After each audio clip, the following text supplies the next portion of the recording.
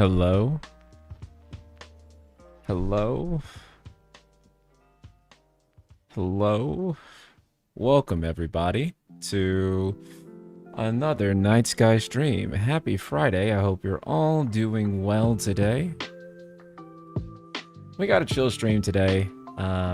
Just gonna read a Hamaguchi interview, and then we also are gonna mess around a little bit more in Rebirth. I wanted to show you guys like the Advent Children mods, and we're gonna mess around with Shader Injector 2.1 because there was an update to the shader injector. Another night sky stream. What do you mean the sun is still up? I know. I'm such a fucking fraud, right? I'm a hella fraud, bros. Like, supposed night sky prince, and I stream during the day, like hella day, like as day as it possibly can be, honestly. It's like, it is literally 2 p.m. where I am. Afternoon Sky Prince might actually be more appropriate than Night Sky at this point. But, yeah.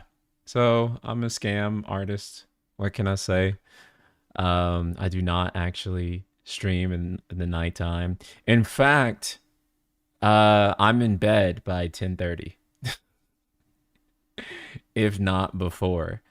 Morning Sky Prince would actually be more accurate and real for me. I get up early, and usually like I wake up at like 6:30 a.m. Maybe maybe 7. 7 is usually when I get out of bed, but I wake up at 6:30. So I wake up early. Did you see PSN being down for 8 hours and locking everyone out of playing digital content? The PS Store only came up a few minutes ago now. Right.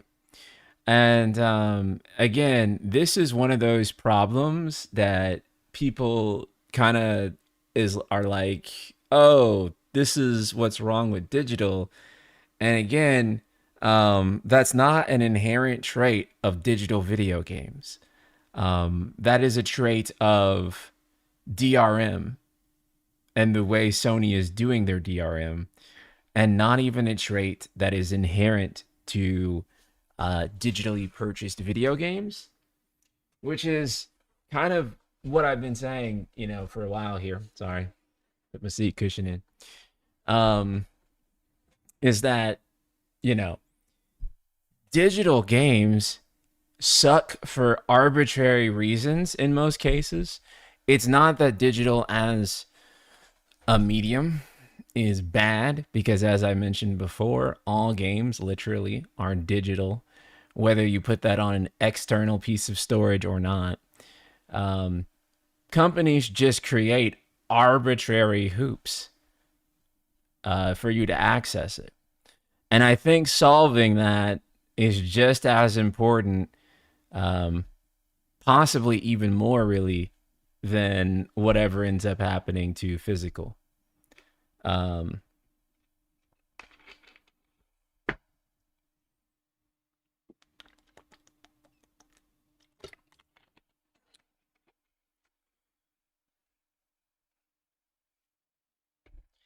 No, I'm not. You can't resell our digital games nor buy used digital games. That's fair. I'm not saying that physical games should go away forever. I'm just saying that most of the things that you associate with why digital is bad is not an inherent part of why digital is bad. It's just something that whatever company storefront came up with. But ultimately, it depends on the storefront. I understand your argument here with buying used or reselling, which is a nice part of physical. But the overwhelming majority of video games are digital, and those purchases should still be protected by law, is my argument. And honestly, irregardless of like if physical games like being a thing, would it still be okay for Sony to disconnect the store and not allow you to connect to your video games that you purchased digitally, even if physical games are still a thing, which as of right now, they are still a thing? No, right? So, this is why I say ending DRM and protecting consumers' digital purchases is every bit, if not more important in a lot of ways, to me than just physical. Because again, um, more and more purchases are being made digital. A lot of games don't even have physical copies. A lot of things you can only purchase digitally. Um, and so, yeah, once you have that in place, um, it becomes a kind of a different ball game. But right now, yeah, Sony seems to do everything to ramp up the DRM they made with recent changes, right?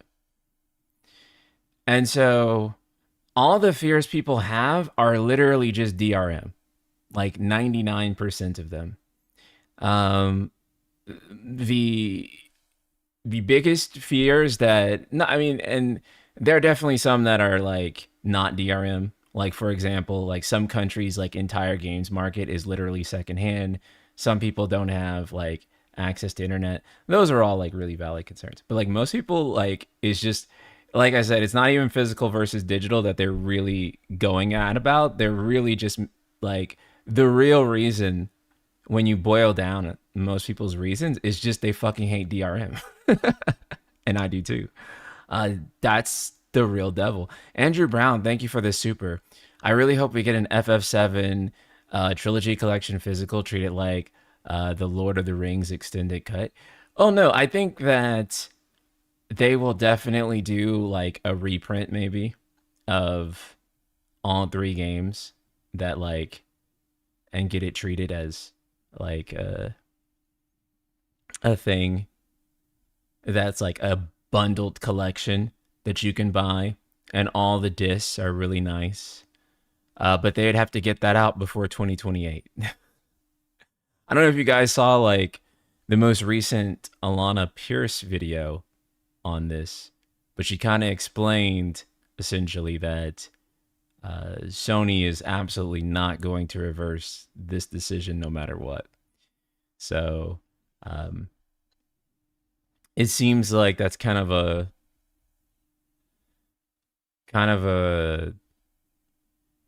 tough battle. People also never ask what will happen if their account is hacked.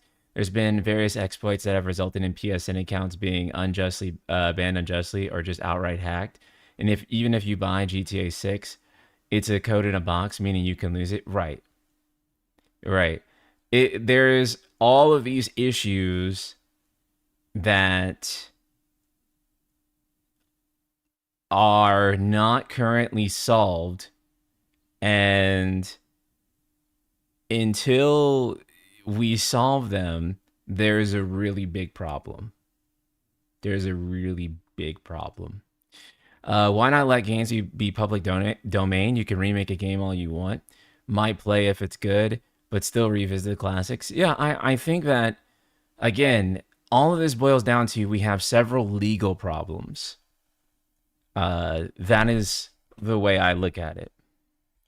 And I've been saying this actually for years since before this news hit, and no one really listened. No one really listened to like half the shit I was saying back then.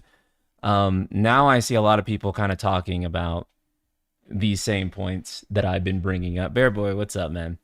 About physical media and such, and about digital consumer rights. Um, because I think a lot of people were just like, well, physical will protect us from that, and I'm like, no, it won't, and it's also currently not protecting us from a lot of the poor consumer practices that are currently happening. So, um, Yeah, and I was like, the moment they phase it out, then everyone's gonna realize that, like, oh yeah, we actually need consumer protection laws, like, to like make sure that these companies won't fuck us over. And like, yeah, like the moment it happened, now people realize, like, oh shit, maybe we should also make sure that digital purchases are legitimate. um, Sony will reverse their decision if they are forced to, be it politics or consumer protection laws or the PS6 bombing like the Wii U. Um, PS6 probably will bomb, but funny enough, I don't even think it will be because of the physical media stuff. I think PS6 will bomb because it's gonna cost a lot of money, and I just don't think most people want to pay for it. I think a lot of people just didn't feel like they got their values worth with PS5, and I feel like they are not going to want to pay for PS6. Yeah, I just feel like it's going to cost too much. I think I think that's the primary reason it'll fail.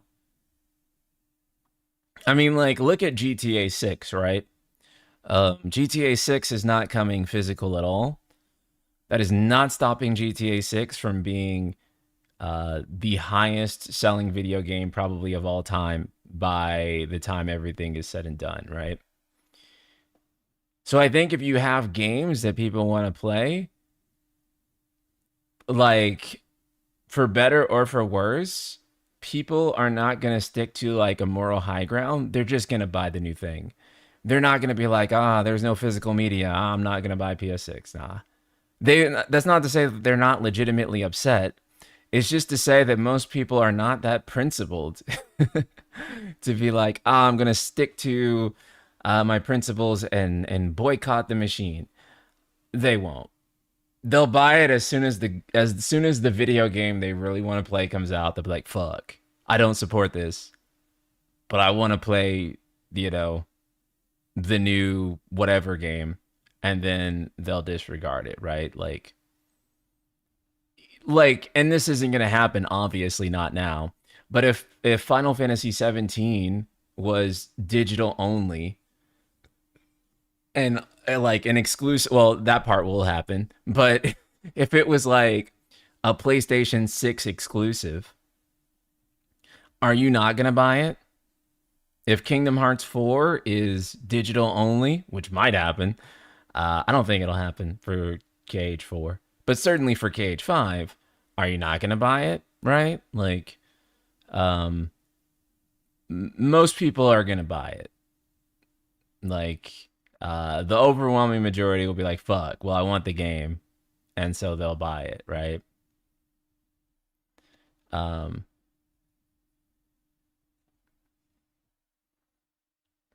Movements work, yes, but gamers are generally not that principled in my experience of witnessing video game communities.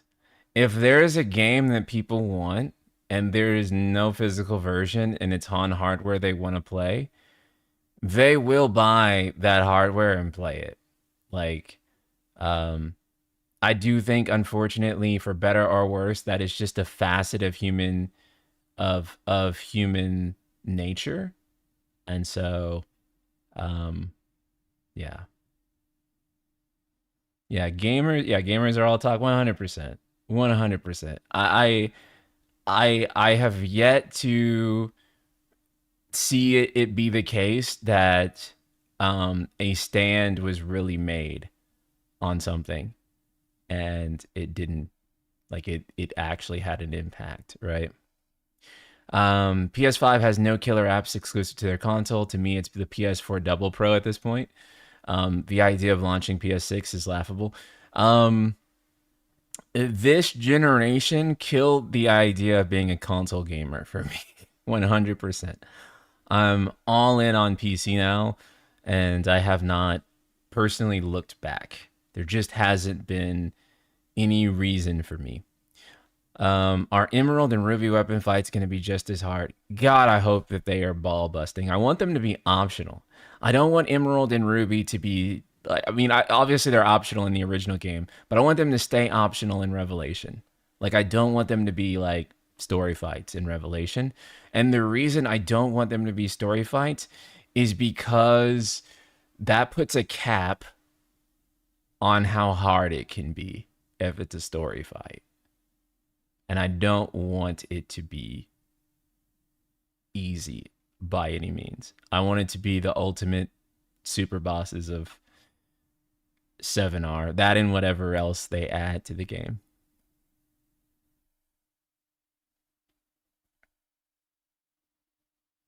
We don't own games on PC though. I disagree because there's an argument to be made there that PC is kind of the only place you can kind of own games.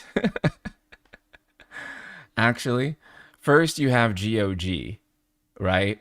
Which provides you more ownership over your media than any physical game disc ever has. Because console game discs prevent you from creating legal backups, which you have a right to do, at least in the United States of America, to make. And video game console game discs do everything in their power to prevent you from doing something that the law says is okay for you to do, is your legal right. So yes. But also too, I'm just gonna be honest. You can legally buy a game on PC and crack it. You can literally remove the fucking DRM. The thing with PC is that there are ways to get around all of this. You know what I'm saying? Like, the ownership argument on PC is almost a moot point because there are just ways to get around it. There are ways to not even care. And you can even still legally buy it, as I mentioned, and still crack it and still remove the DRM and still play the game, actually. So like you can literally support the developer directly and you can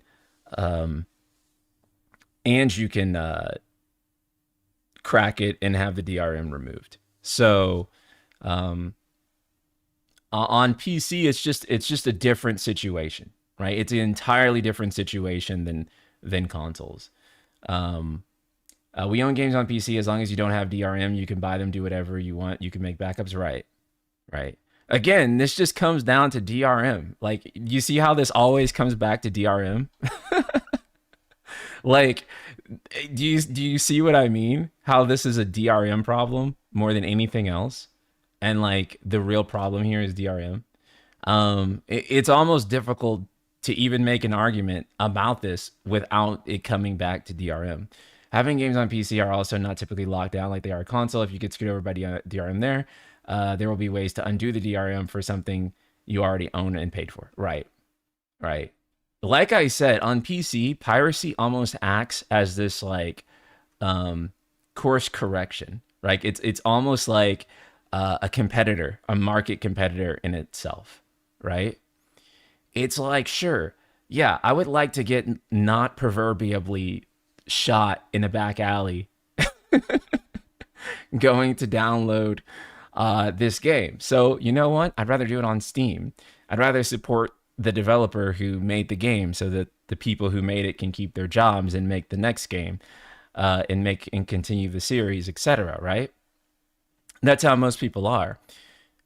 However, like because that always is an option on PC, and you know PC storefronts know that that's always an option on PC, they kind of have to be a little bit more consumer friendly than their console competitors do. And on top of that too, there is multiple competition on PC, right? So there's GOG, Epic, Steam, right? So there's different layers of competition and options, and again, at the end of the day, if you really want to say fuck you, I'm gonna crack the game that I legally purchased because you tried to take the license away from me, you can actually do that. And actually, cracking a game that you legally purchased is not even illegal. So at least not to my knowledge. Um, so it's just like, yeah, PC is a very different ball game than consoles. Bushin Ryu Cat, thank you for the super. Why hasn't Square Enix made a board game with figures? Have they not? I feel like they've made some type of board game. They did make that one Kingdom Hearts ass chess game that like didn't even have like it wasn't even actually a playable game, but like it was like just a collector's thing.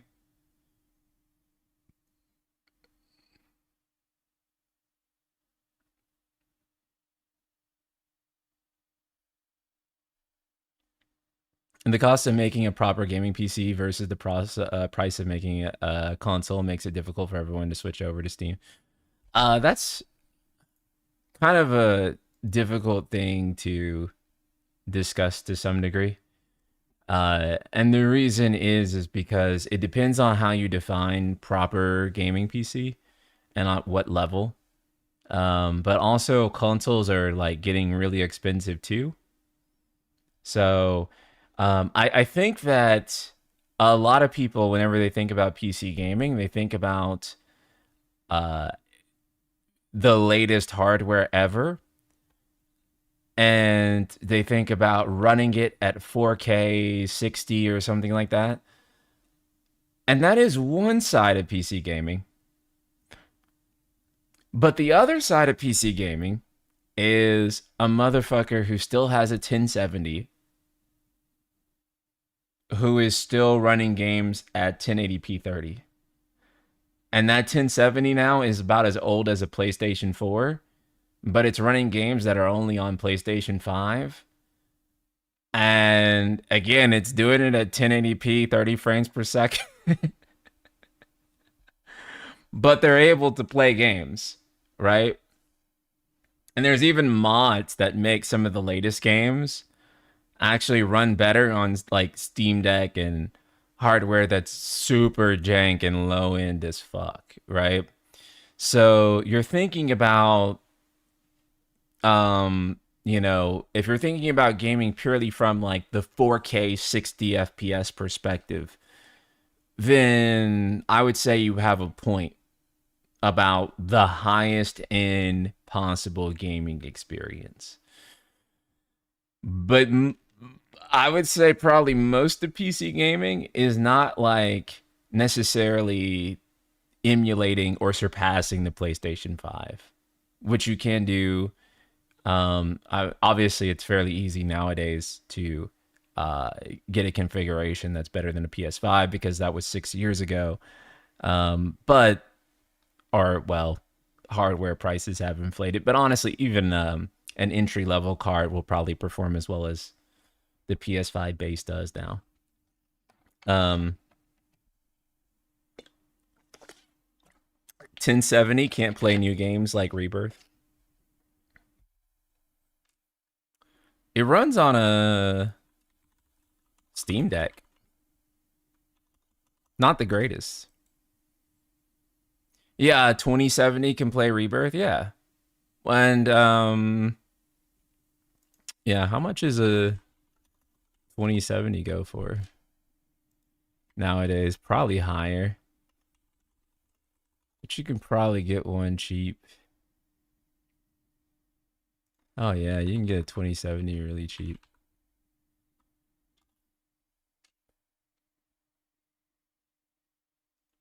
Let's see Newegg.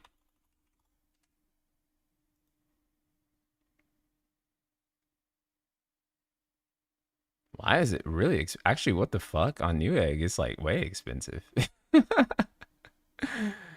Graphics cards is like that now. Damn. Let me see. Let me go back to Amazon. Actually, how much is a 5060? Because a 5060 would probably run it. Oh, you can get a 5060 for 350. How about a 5070? Damn, 5070 base is like 600 now. That's crazy.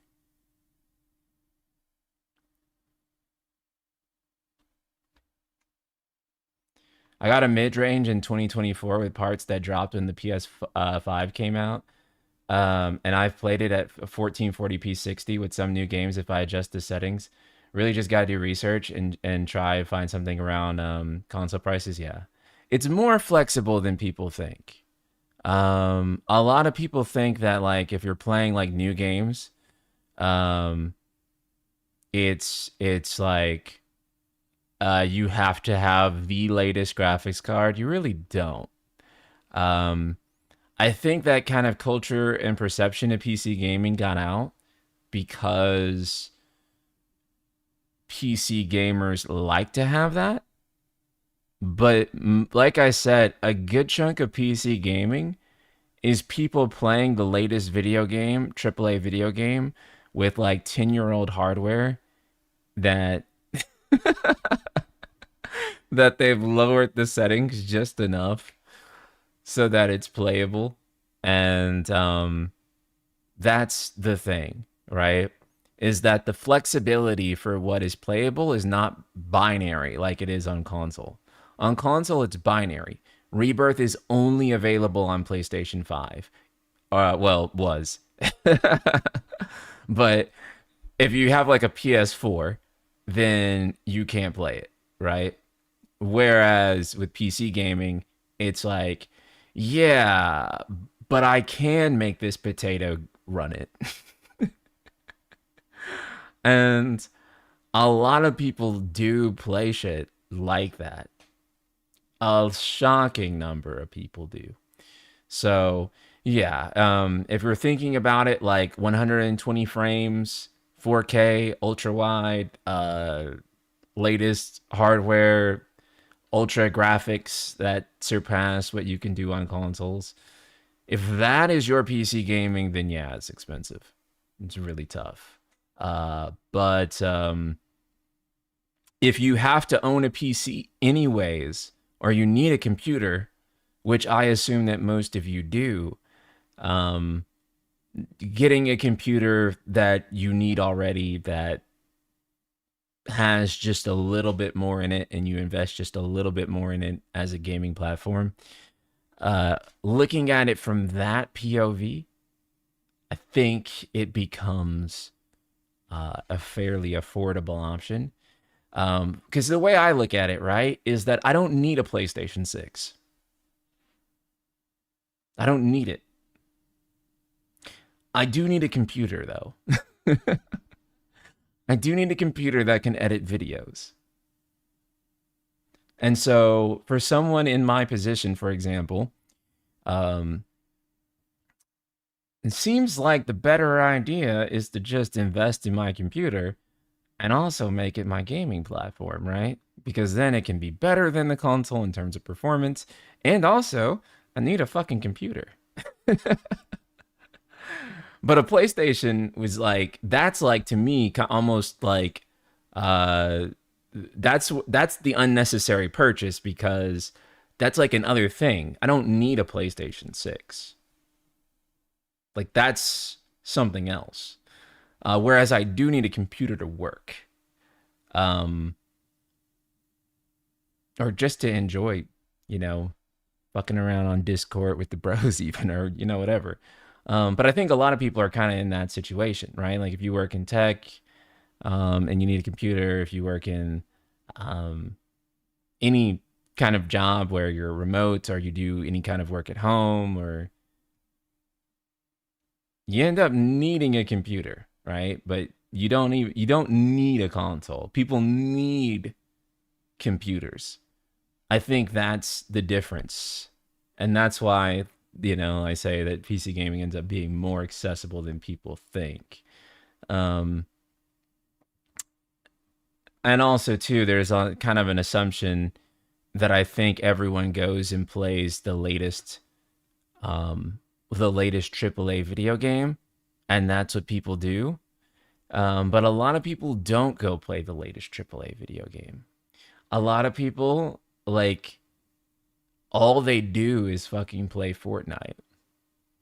And the price of a machine that can play Fortnite is not very high, right? So um, you don't need, the greatest thing. But in SP, FF16 Final Mix will come out and finally make the game good and be exclusive to PS6. It might. Um,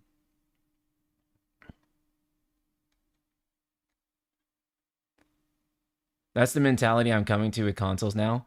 Outside of Nintendo, what's the point of me owning a PS6? Square can't even afford to make exclusive games again, so I don't need a PS6 for FF17. Outside of the ask of it, if my PC can run it or not. Yeah, yeah, pretty much, right? But I'll sacrifice running it at lower quality on PC as long as I can run it. Yeah, and that's the thing too, is that people think that there is this linear equation of, oh, new games comes out, I need to update my graphics card again. It's not really that true. Um, People upgrade their graphics cards and their PCs at probably about a similar, if not longer, frequency than they update uh, their consoles in many situations. So, um, yeah. And another aspect I think too is just the fact that I can play old games.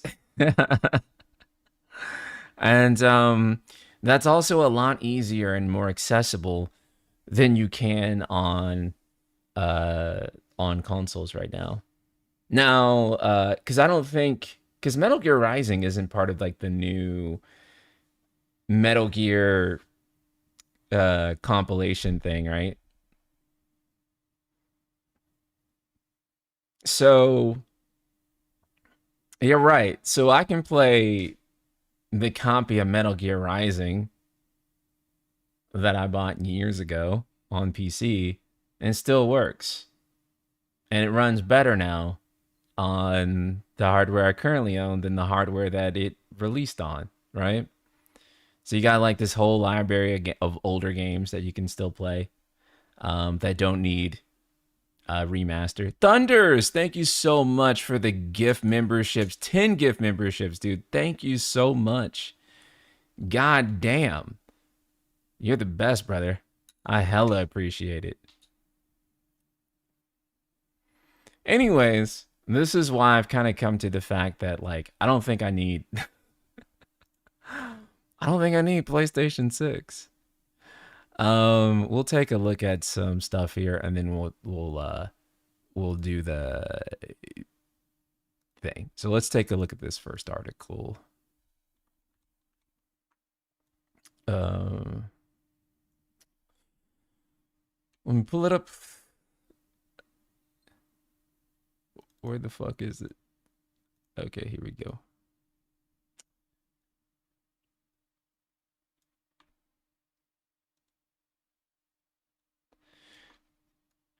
Sega has no plans to abandon physical media and sees a lot of value in it, which is very interesting because it seems like they're not going to have any choice but to. With discourse growing around Sony's plans to completely abandon physical media in 2028, Famitsu asked Sega president and COO Shuji Utsumi about his thoughts on physical games software. Mr. Utsumi told the publication that the company is still very much valuing physical media and are working on their strategy going forward to complement both physical and digital game software. Here is what Mr. Utsumi had to say via machine translation. Sega is also active in physical game, the distribution of distribution of game software. Sorry, so I imagine you have a strong focus on physical packaging. Utsumi, we were originally a platform provider, of course. We still value our physical culture. Rather than completely abandoning that, we are currently challenging ourselves to shift forward, being able to think about and act on the important aspects of digital in parallel. Yeah, but that doesn't really seem to. It's good to see that they still believe in it, but it's doesn't seem like it's gonna do much until Sony, you know, unless Sony reverses the decision. Dreamcast 2 confirmed. But I mean, they'll still obviously be able to produce physical on Nintendo. So, um, for what it's worth, let's talk about the PlayStation Network outage. PlayStation Network back online after outages caused PSN users to lose access to their games for hours. Yikes. Okay. Okay. It looks like the PlayStation Store is back up now, but they said that the PlayStation service status page reports that all services are up and running. Okay, that's still part of the update. Where's the original story? Here we go. PlayStation Network services have been offline for hours today, leaving fans unable to play some digital games. Unsurprisingly, impacted users have been left pointing to the benefits of physical copies just weeks after Sony's bombshell announcement it will kill PS5 discs. PlayStation services began to disappear for some users around 8:30 a.m. Eastern this morning, around the same time as an alert from Amazon Web Services that multiple AWS services in the US West 2 region were facing connectivity issues. Obviously, they probably use AWS for their for PlayStation Network. Despite the problem being marked as resolved around an hour later, players continue to experience continued issues in the hours since, and in the countries outside the US too. The issue has hit PlayStation services just as the open beta for the Sony published and console exclusive Marvel Tokon Fighting Souls was getting underway, with its developer subsequently acknowledging its issues on PlayStation 5. At the time of the writing, Sony's own service status page continues to show errors across every PlayStation Network service, from playing and purchasing digital content, streaming games, account management services, and more. You might have difficulty launching games, apps, or network features, Sony wrote on its official status page, with impacted platforms being basically every PlayStation that connects to the internet. The only way I see Sony reverting the decision for PS4 and 5 discs, but the PS6 will still be digital only, right? And I'm pretty sure making the PS6 digital only, there's not going to be a way to move forward in terms of any type of legal fight, I feel. Because that's basically going to be the same as... That would be the same as, like, iPhone, right? Did you see the funny issue last week with AWS where there was a glitch with the billing system, so users saw balances of billions of dollars? What? No, I did not see that. That's insane. And also really funny.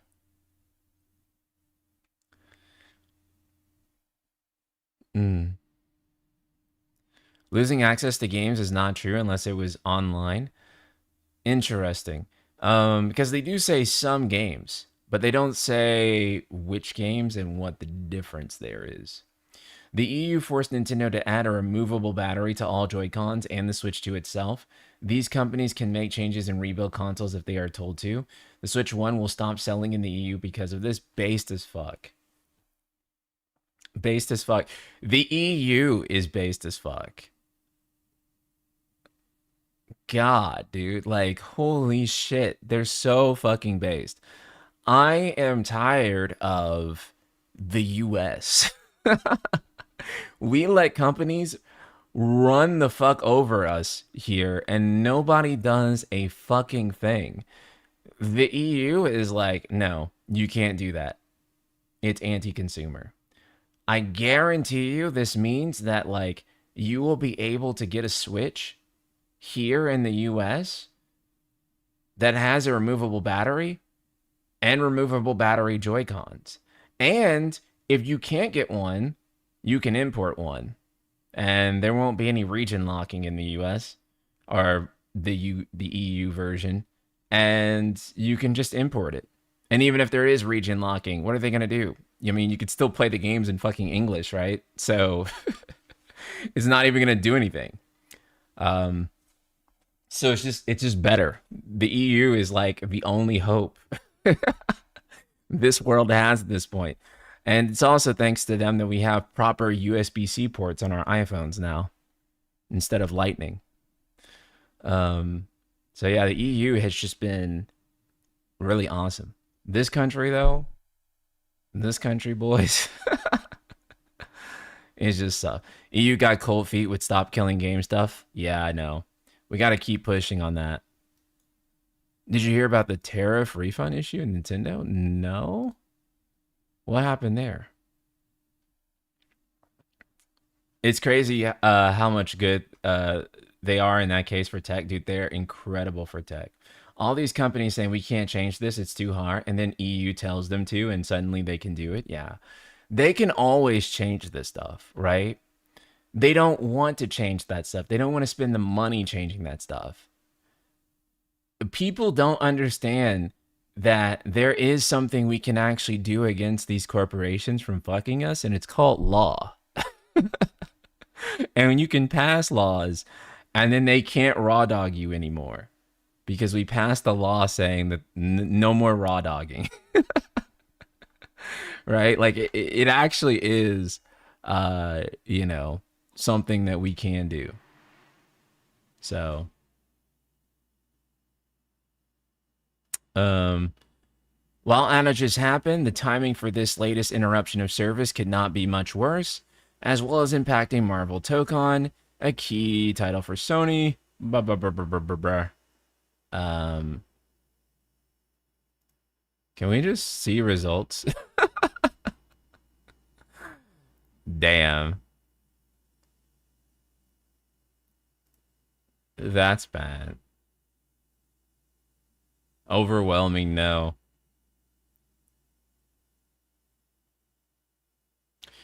Yeah. My answer, of course, is that like if we're talking about the way that digital is currently handled right now, no. If we're talking about the theoretical possibilities for digital, if it's like with consumer rights protection and basically every store operates like GOG, then I would say yes. Um, but the way that we currently handle digital and perceive digital, I would say no. What if there's region locking in the console and the game you want isn't available in the EU? Then you're screwed if you don't have a different English language region console. It shouldn't be. I don't think Switch 2 has region locking, with the exception of the Japan language only version of the Switch 2. That's the only Switch 2 that's region locked.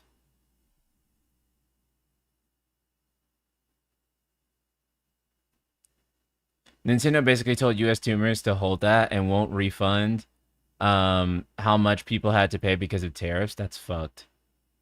If every store worked like GOG, then I'd accept a digital only future, but personally, I'd still prefer a healthy mix of physical and digital. Yeah, I think that's fair too.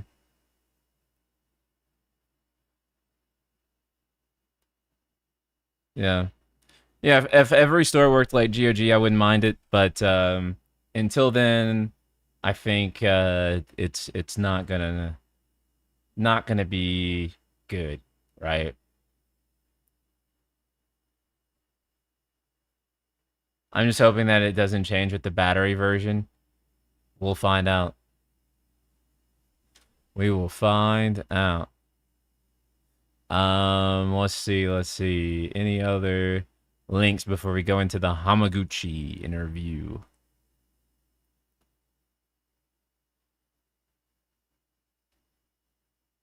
I think that's good. Let's go into Gucci Man. Okay.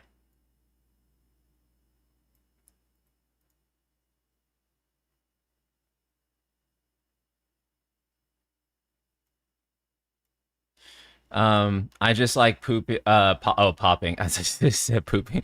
I like just like popping discs and cartridges in and out. No wonder all my friends call me boomer coded. That is kind of boomer coded. A little bit. A little bit. Honestly, like one of the ways that I kind of got into buying digital games frequently on consoles is that I started using um I started using remote play pretty frequently. And like if I didn't put the disc for the game in the system, then I wouldn't be able to remote play the game. So I started buying games digitally so I could fire up remote play, and then it just ended up sticking.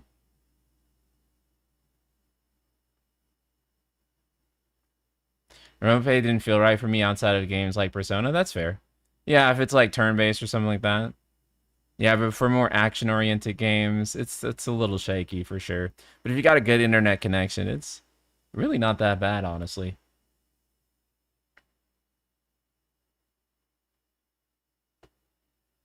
I want to try out the new Rebirth mods, but I don't have 200 gigabytes of free storage to play it. It scares me how big Revelation is going to be. God, if you have all three games installed, like that's a whole SSD right there. A whole fucking terabyte. I remember cracking my original PC game so I didn't have to put the CD/DVD in. That's crazy. But I get it. In before Revelation somehow manages to be less than 100 gigabytes on Switch 2, like how Rebirth did. Well, yeah, because you don't have to load the high resolution textures, and also you can kind of nerf the resolution on some of the FMVs and compress them quite a bit more. So doesn't have to be as 4K friendly.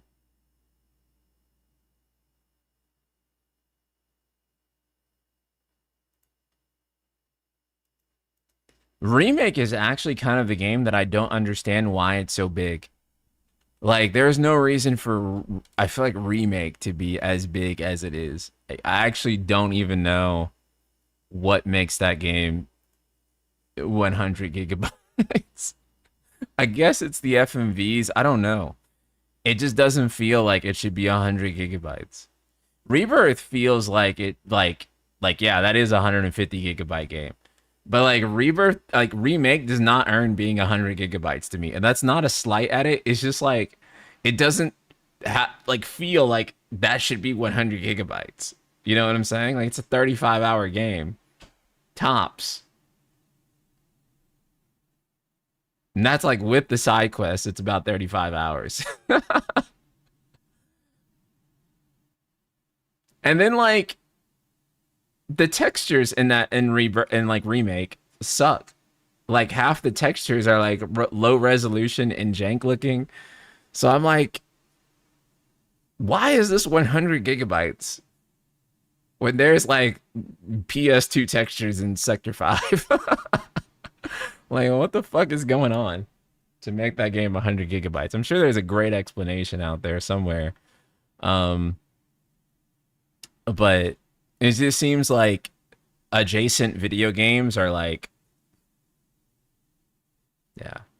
The Last of Us 2 is like 100 gigabytes as well, if I recall correctly. Yeah, but The Last of Us 2 is also like one of the best looking video games of all time. I kind of understand with The Last of Us 2. Like the texture quality in that game is pretty insane. Whereas like some of remake textures are like some of the textures in remake are like, how is this even acceptable for you guys to like put in the game? Also, side note, remake is a large size wise because it uses bake light map textures, which is an old school technique for high quality lighting, but it's super heavy. Rebirth moved to a completely different and lighter approach, which is why both games are almost similarly sized, but allocation of resources is much different. Okay, that makes sense. Yeah, that makes a lot of sense then.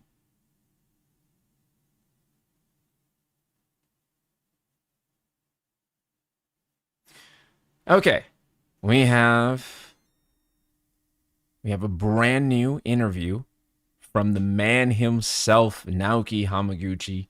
He has decided to speak again. He speaks very often. I like it. I like getting this type of interview. I like um, having frequent communications with developers. Honestly, it kind of reminds me of back when Tabata used to do interviews and just keep us updated on the latest happenings with the game. I love this type of frequent communication. I think it's great. So, in this interview, it says Director Hamaguchi on iterating Rebirth's perfect combat, avoiding stale RPG systems, and rethinking fast travel for the sake of player agency. Let's take a look. Article saying, I think my favorite thing about Final Fantasy VII Remake Trilogy so far is the specific ways in which the developers at Square Enix inject nostalgia. The games launched to date, Remake and Rebirth, managed to nod warmly towards the aspects of the original RPG without ever feeling trite. You can see it in you can see it in so many aspects of the way the games are curated, the way certain musical sequences are teased as motif, and then brought in full throated for certain boss fights, the redesigns of infamous monsters, and how certain major enemies are deployed in slightly remixed ways for maximum effect, the reinterpretation and reimagining of dialogue to better fit the bigger, more complex planet in 2020's version of the world compared to 1997. The staff grew up playing the original game on PS1, led by game director and programmer Naoki Hamaguchi. Those staff at Creative Studio One are in good hands. Our own Alex Donaldson once spoke at length about why this humble, unassuming programmer was the ideal choice to lead the charge on Square Enix's most ambitious project ever. After Square Enix's reveal, after this summer's reveal of the third part of the trilogy, Final Fantasy VII Revelation, I had a chance to catch up with Hamaguchi. I started in the most obvious place, that trailer reveal. In the game's debut, abetted above, you can see the team basking in its own confidence. The direction of the cinematics is bombastic and vivacious. The sizzle of combat mechanics is tantalizing, and the glimpses we see of an open world show a team dedicated to learning from its past missteps. Even the way they genetically modified ex-Turk, definitely not a vampire, Vincent Valentine, drops down from the highway and somehow manages to be stylish while also exhibiting a great deal of character, a far cry from some more static, less dynamic offerings in 2020's remake. Even in the cutscenes we briefly showed during the Summer Games Festival, where we see the party flying and dropping from the high wind, you can see that Vincent is the only one wearing a parachute differently. Acknowledges Hamaguchi, laughing. His belt is crossed and he's not wearing it like a backpack, unlike all the other party members. That's not something I actually directed myself. I often receive a lot of proposals from team members saying things like, oh, if it's Vincent, he'd probably wear his parachute like this. Aura farming? Yeah, 100%. But he can do that, though. He's Vincent Valentine, He's the king of Aura, bro. This particular detail is one I've seen held up online as fans have been discussing the trailer looking for secrets. There's probably been nothing deeper here than the stoic, non-to-goth Vincent choosing to drop like a tombstone out of his ship. But it's so well executed and so well conceived that it's already become iconic in its own right. It speaks to a team of older and younger developers working in harmony, drawing on wider universe Final Fantasy VII knowledge in order to make Final Fantasy VII Revelation that bit more authentic. Yeah, I love the way Vincent drops from the highway. It's just like, like he's like laying in a coffin and he's just going straight down. It's so goofy. It kind of reminds me of when they first showed Nanaki riding a chocobo. And it was just the funniest thing ever, but it kind of felt like that goofiness is so FF7. So the article continues. There are other examples of this. The team suggested things that ended up feeling just right, continues Hamaguchi. A good example of this is Red 13 riding the Chocobo in Rebirth, just as I mentioned. That kind of became a meme moment where a lot of fans appreciated how humorous it looked. That was an idea from our dev team. It's important to them as creators that they honor the character, that honor the characters, that they understand who they are. They grew up playing this game, have a cycle of people who can be faithful to these character results in a production environment where we do get to see these characters come to life with humor, emotionally or otherwise. And I think for the most part, this is where the project has been at its best, right? Is with the characters.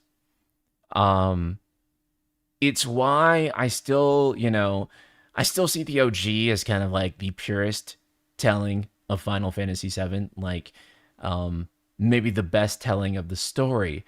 But I still think that you should play the remake games regardless in order to actually dive deeper into who the characters are. Because I think the way that the Re trilogy expands and enriches those characters is so damn good. So damn good.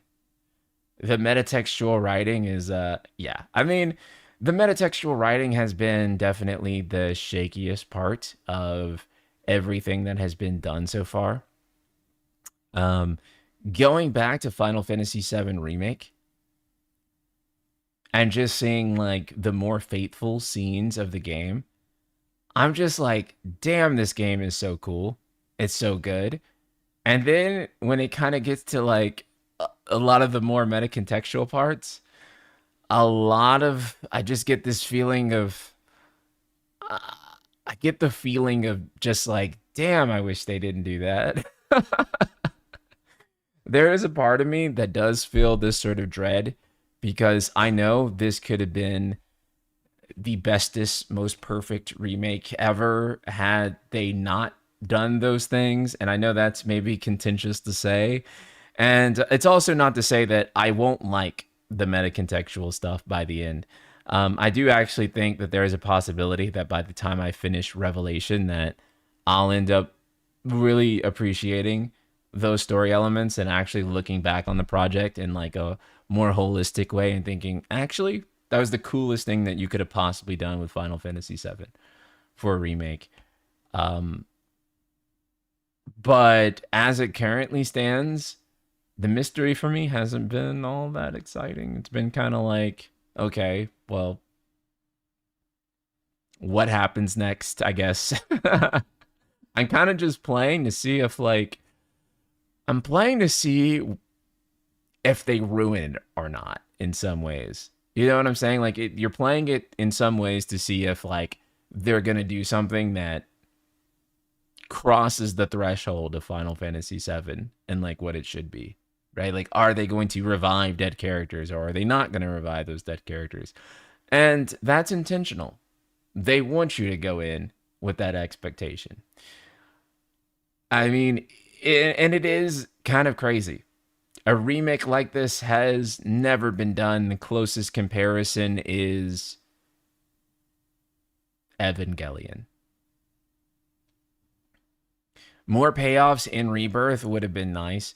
100%. I think people would have been tremendously more charitable to Rebirth if some of the trilogy's payoffs were in Rebirth, right? But Rebirth is, I don't even know if Rebirth is kind of build up. It kind of just like, there is build up in it, but it doesn't. Yeah, I guess Rebirth is all build up. Yeah, it's all build up, I guess. And I guess maybe that's fair for the second part of a trilogy, but um yeah.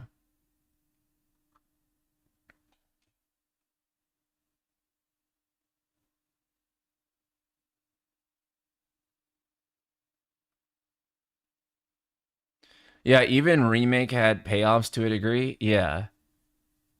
And then also like also I think the setup made it more the setup of it made it more interesting because the setup of it was this is not a normal remake. And then what are the implications of that? And so because of that, I think remakes story felt more exciting to people, right? Because there was so much more to speculate on with remake story. And then I think when it got to Rebirth, I think that a lot of people were like, okay, well, where's this going? And then we kind of don't end up knowing anything more than we did at the end of remake for like what this new meta contextual story even is.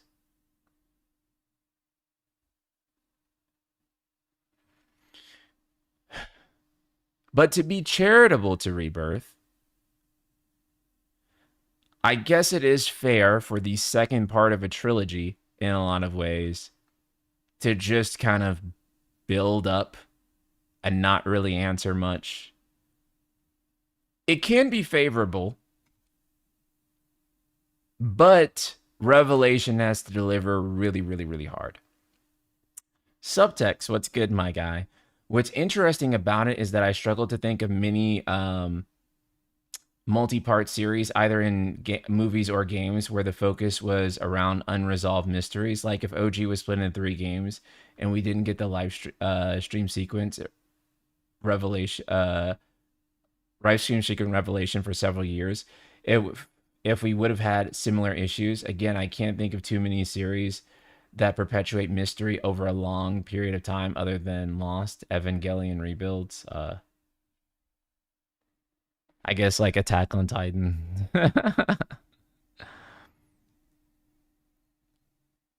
Well, actually, I can think of one subtext. I can think of a series. Kingdom Hearts.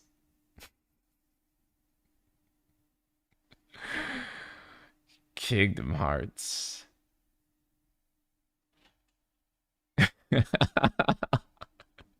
Which goes back to what I was saying last stream.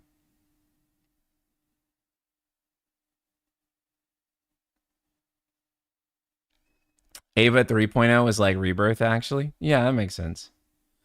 I'd argue that KH is getting a tiny bit shaky with it now, mainly with the black box stuff. Honestly, though, I feel like Kingdom Hearts was at its best when it would introduce shorter mystery boxes rather than longer ones. Like the black box stuff has been going on for like a really long ass time now. Whereas like um it felt like before Kingdom Hearts would like introduce and resolve a thing really fast.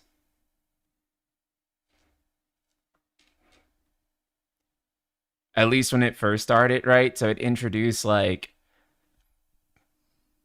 Organization 13 and then Chain of Memories and then kind of, or like, and then you'd kind of know what that is within, by 2, you'd have like a really good understanding of, or a decent understanding of Organization 13. And then, well, then I guess never mind, because then they kind of retconned with, or not retconned, but like expanded upon what Organization 13 was. But Roxas maybe would be a good example, right? Roxas as a mystery is introduced and resolved fairly fast. Anyways, let's continue the article. Isn't the black box the only mystery that hasn't been resolved? Maybe so. Like Quadratum was introduced and is being resolved in the next game. Maybe so. Maybe I'm tripping. Actually, you're right.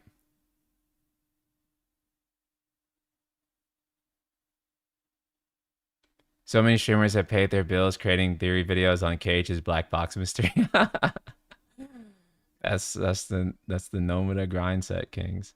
But for all the elements of the games that stay the same, the characters, the setting, the broader story, the broader strokes of the story, there are those elements that change.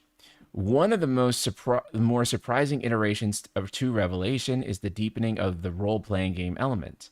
Remake was pretty basic when it came to character customization and progression. You could learn new skills from materia, new abilities from your weapons, and that was about it. Rebirth added synergies to the mix, as well as a more character-centric progression system that was a bit like a simplified version of Final Fantasy X Sphere Grid. No, it's not. People call every fucking skill tree a sphere grid. It's not. It's a skill tree, bro. The sphere grid is not a skill tree. Okay? The sphere grid is the sphere grid. Anyways, now in Revelation, we get fits, or to crowbar the acronym, function in integrated tactical suitwear. Yes, really. Each character has 4 unique outfits that allows them to access jobs from classic Final Fantasy games. So far, we've only seen Cloud as warrior and Tifa as a black mage. But I'm really hoping we get some FF stalwarts like Dark Knight or Dragoon in the mix. If Rebirth took a minimalist version of Final Fantasy X Sphere Grid, this doing the same of 10-2's Stress Sphere system.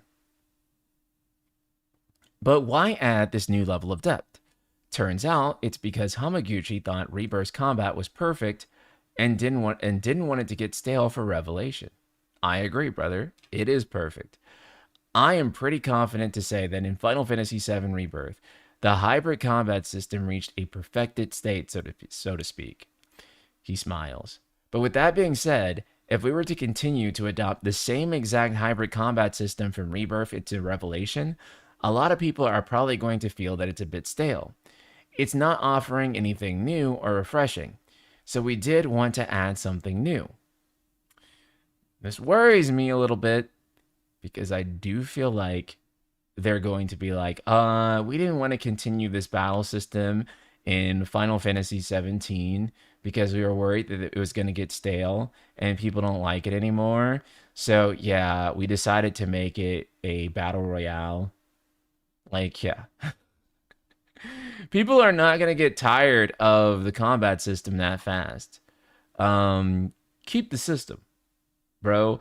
In fact, the type of changes that they're adding with like a job system is the type of changes that I would expect for 17 to iterate on this system with.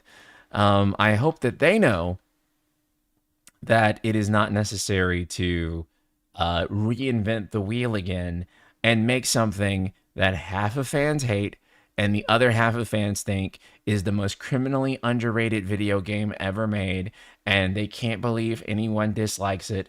And they have to post like 200 combo clips showing that it is in fact a good game and you are wrong. And unless you can do the exact combo that's been performed in this clip, then your opinion is irrelevant. Hamaguchi goes on to tell me he had a lot of discussions with combat director Teruki Endo about this system.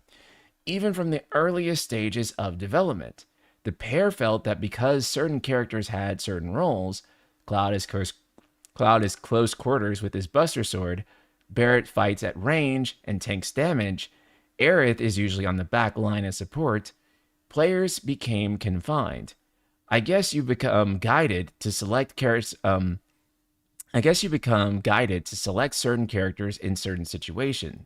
Hamaguchi shrugs. The system didn't truly offer freedom of choice when it comes to the character choice. So we were thinking, what could we do to address that? Thus the fit system was born, allowing you to choose the job of your choice, make the party of your choice, and have complete agency over the team you want to field.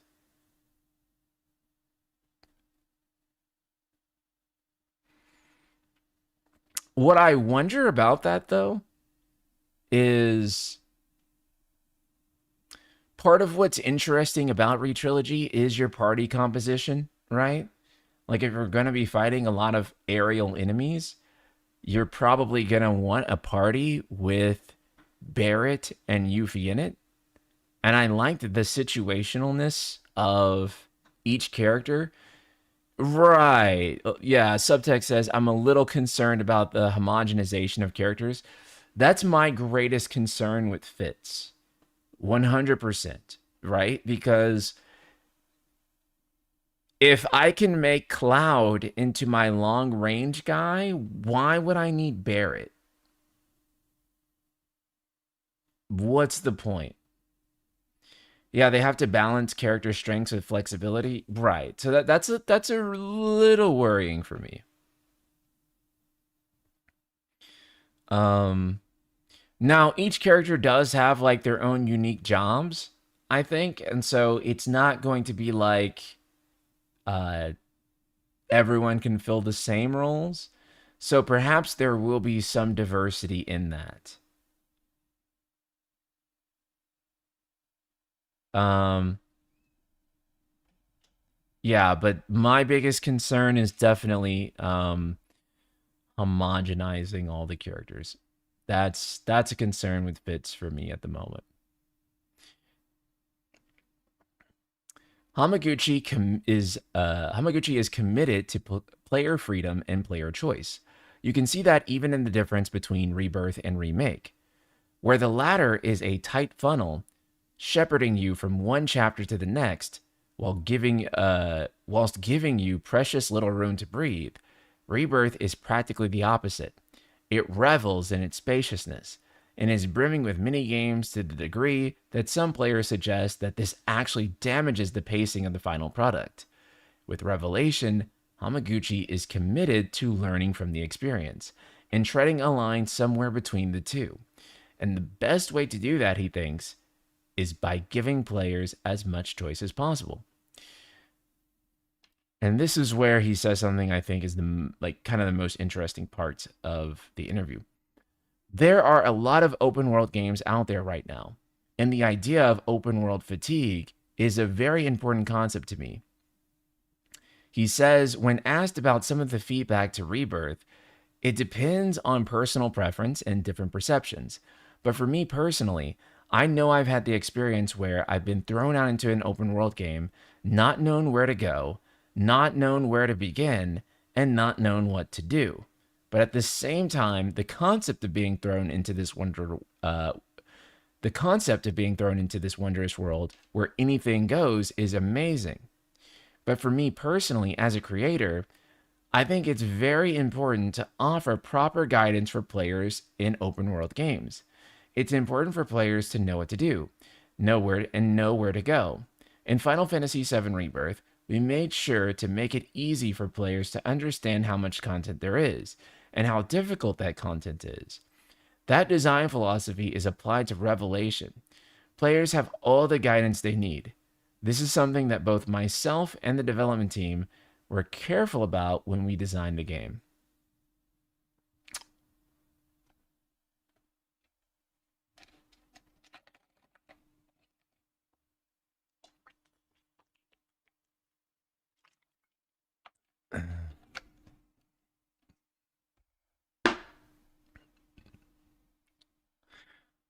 Okay. I already know the people who are about to get mad at me in chat and get mad at what I'm about to say. So you can go ahead and start typing right now. Go ahead, start typing your message. Those chatters in particular, you know who you are, who are about to type your NSP hate messages. Unsubbing right now. Go ahead, brother. I think that people don't want to see this. Actually, I think this is actually not good. I think that this is like more or less the contention that people had with Rebirth, where a lot of the feeling of exploration kind of got unfortunately ruined by how aggressive the game drives you toward all of it and how explicit all of it is. I feel like this is not a good idea, if I'm being completely honest. I don't think that's a good thing. I think that they should have been emphasizing more organic.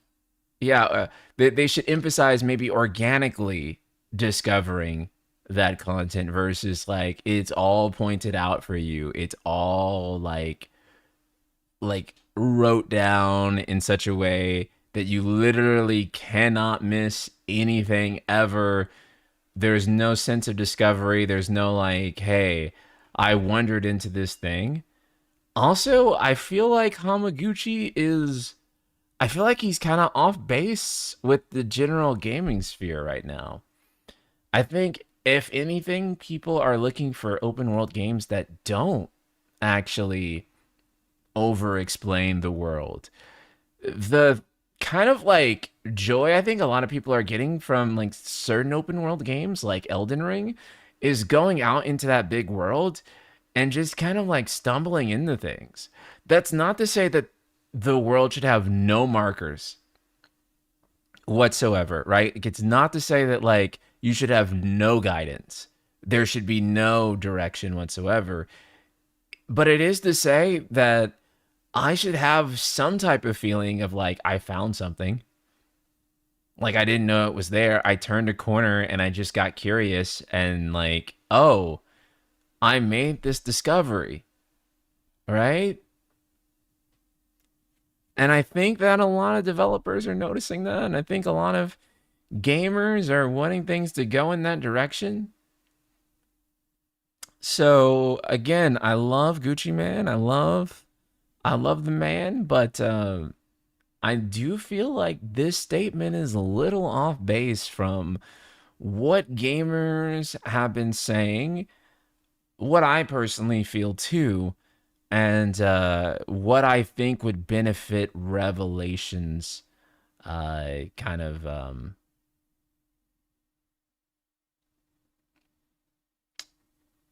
feeling of exploration.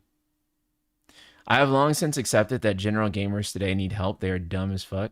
That's true. But also, this is why it's true.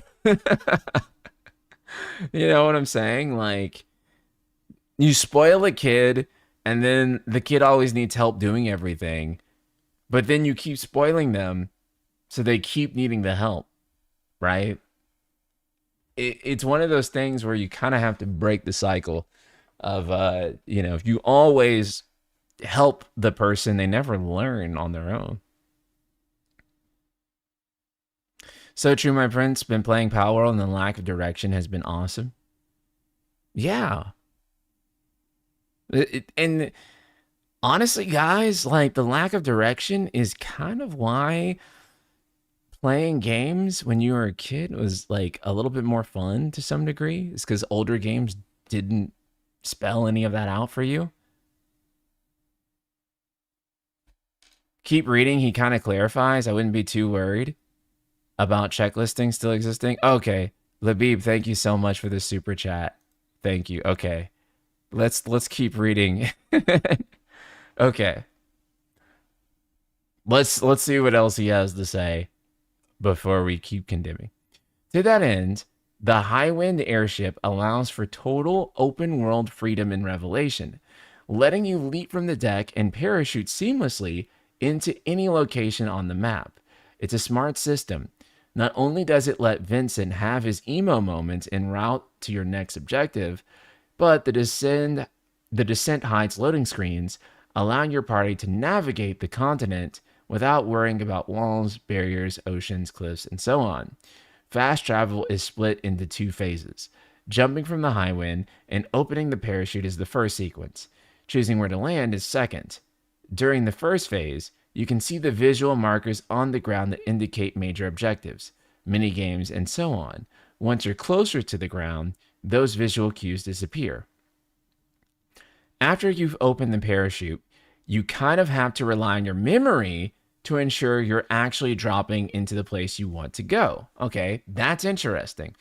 That's another example of the guidance we're giving players without directing them too much. The world is even bigger than it was in Rebirth. So it is important than ever for us to ensure there's enough guidance here so people have no issues enjoying what this game has to offer. Okay. Okay. I'm glad. Okay. That makes it a little bit better.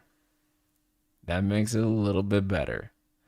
Um, so you're not just spelling out all the locations, you are giving players like a glimpse at where they are, and then you're turning it off, and then they have to go find everything that they saw. That's not too bad. I don't I don't hate that. I like a toggle to be able to turn those first phase visual cues off in general. That'd be nice, right? But also too, I feel like to some degree, if there is an option to toggle that on and off, then most players will just turn on all the visual cues possible because no one's going to not want to know where the treasure is. You know what I'm saying? Like, we're all going to want to know where the good stuff is.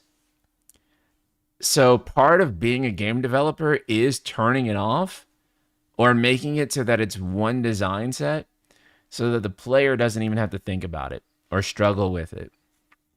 Because at some point, the temptation to just turn it on will override everything. I don't actually think so. I would have to push back a little and say that more play options is not always like more options equals more ways to play. Yeah, but like I don't think that more options always necessarily equals a better game. Sometimes like this is the thing that you have to do in order to play the game actually is more fun. Actually is more interesting because it creates scenarios where you actually have to engage with the thing and there is no other way than to engage with it in that way. So actually sometimes the removal of options is what makes a game more engaging and interesting. Um, but of course, I mean, agree to disagree then? Okay. What makes a game in the first place, Icefire, right? The thing that actually makes a game in the first place is not the freedom to do anything, it's rules. Rules are what make a game. Right? So, in order to have a game in the first place, you are making a set of restrictions. That's like literally what a game is a set of things that you can and cannot do. Um, and so the idea that that you can just bend all of those things and it still be the same experience I don't agree.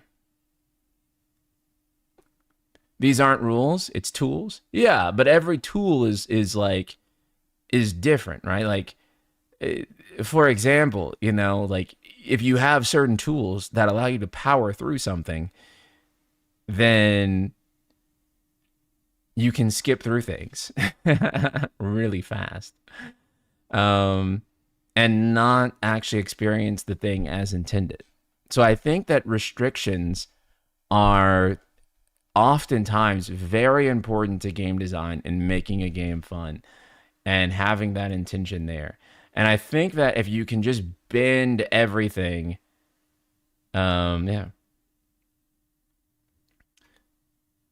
But whoever in chat said that the removal of options in FF16 is partially why it flopped, I completely agree.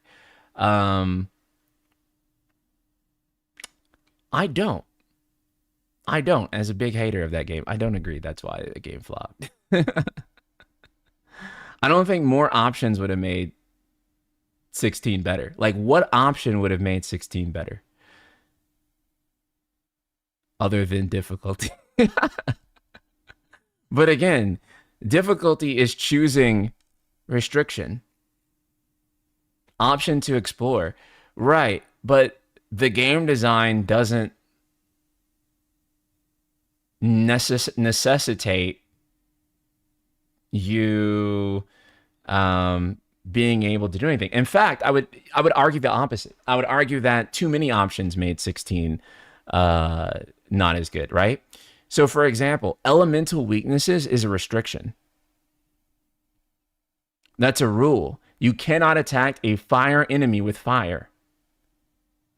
16 allows you to break the rule of elemental weaknesses and elements and attack a fire enemy with fire, right? So if you're so yeah, I would say the opposite. Build options. Right. But there's no difficulty for those build options to be necessary. I'm not saying that options are bad. Of course options aren't bad, but like options exist in the frame of the rules, and the rules are restrictions. And so restrictions are what make a video game or any game, right? What can be done and what cannot be done. And so I don't think you should just be able to necessarily change everything. Some things have to be like, this is a restriction and you cannot just change this aspect of the game. You have to engage with it. Yeah, 16 had nothing in place of incentive options because encounter design was basic all the way. Right. In fact, you have complete freedom to build Clive however you want. I don't think NSP is saying that games need strictly rules with no options for playstyle, just that they need well-defined rules that do not budge in order for the game to actually be fun. As someone who has studied game theory in college, I definitely agree. Yes, Clax, thank you for saying it better than me. There sometimes have to be rules in games. I mean, not even sometimes. Every game has to have some rules that cannot be budged upon in order for them to be fun and in order for them to be engaging. There has to be something or some things in there that are like, no, this is the way the game is played. We actually consider that cheating the game. Yeah.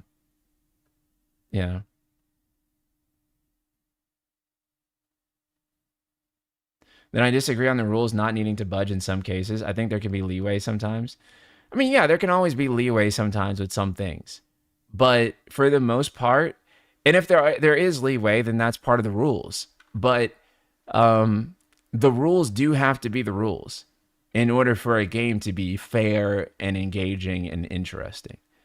If the rules can just be broken at any time, then a game starts to actually not be fun in many cases. And I would argue that we find video games more fun when they are stricter sometimes about their rules.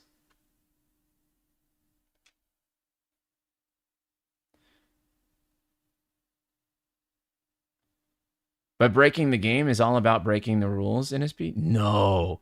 Breaking the game is about the perfect application and knowledge of all the rules. It's the opposite. You break the game by your knowledge of the rule set. You don't break the game by just breaking the rules. That's hacking the game. It's not breaking it. You're breaking the game. You deeply and intimately understand its rules so much, you do things that seemingly seem like they should not actually be part of the game's rules, but they actually are. Actually, that's true. You break the game by mastering its rules. Yes. Yes. Games are a set of rules, right? It's not, yeah, it's, and those rules being enforced is what keeps a game ultimately fun and engaging and interesting.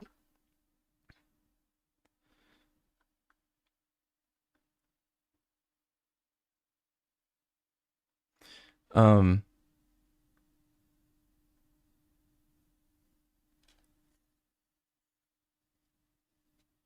when games challenge us with set rules, they're more engaging to us. Yeah, they usually are. They usually are. Like, um, but also too that's kind of what challenge is in the first place, right? Like challenge in itself is a set of rules that you can't bend and you have to fairly play through and understand.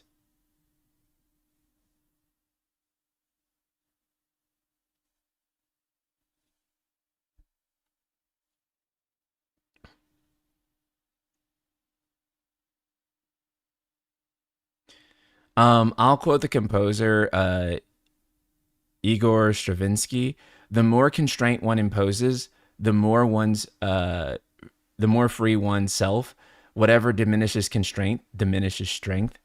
Damn, that's a banger. I love that. That's very well said.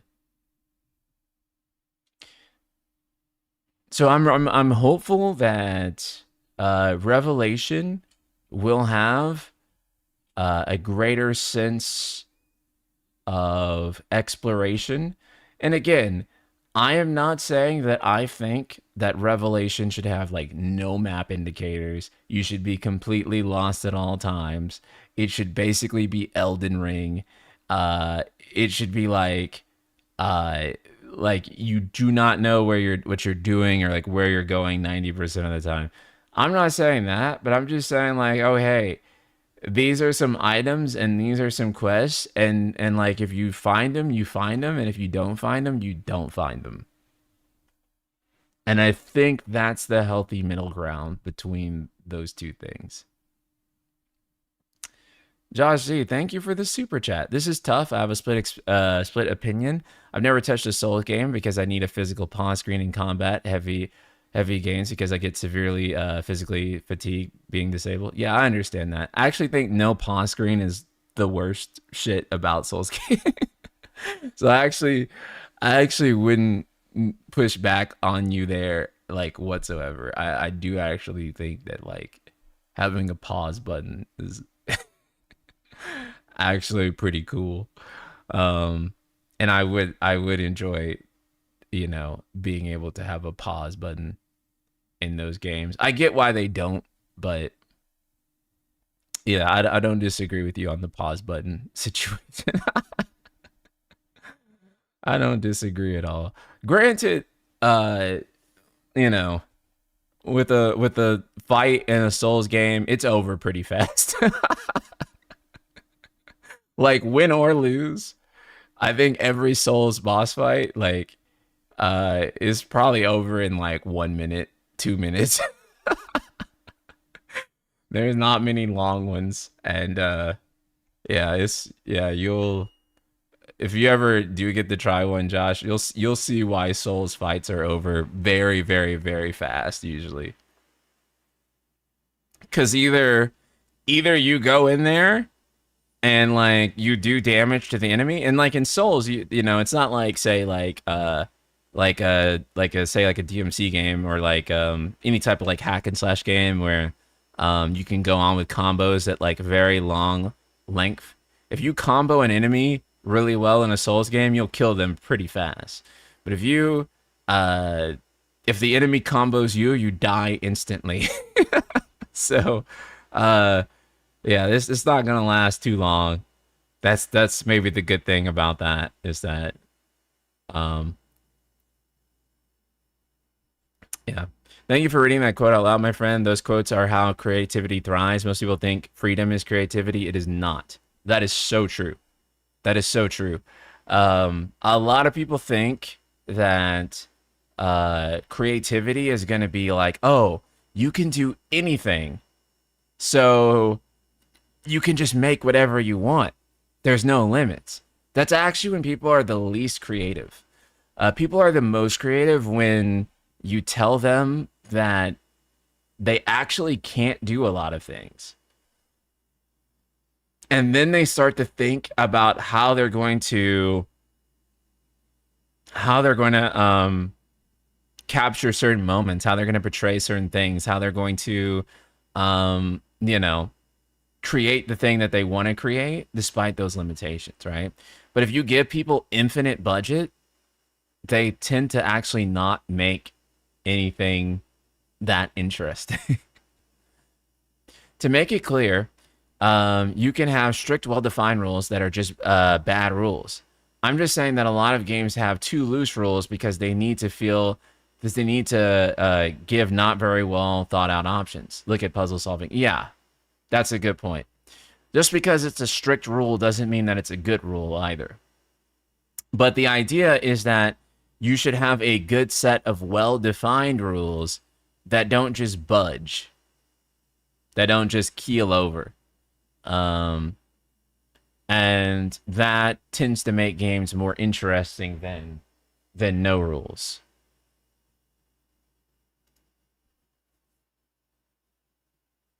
There's no freedom when there's nothing holding you back, based.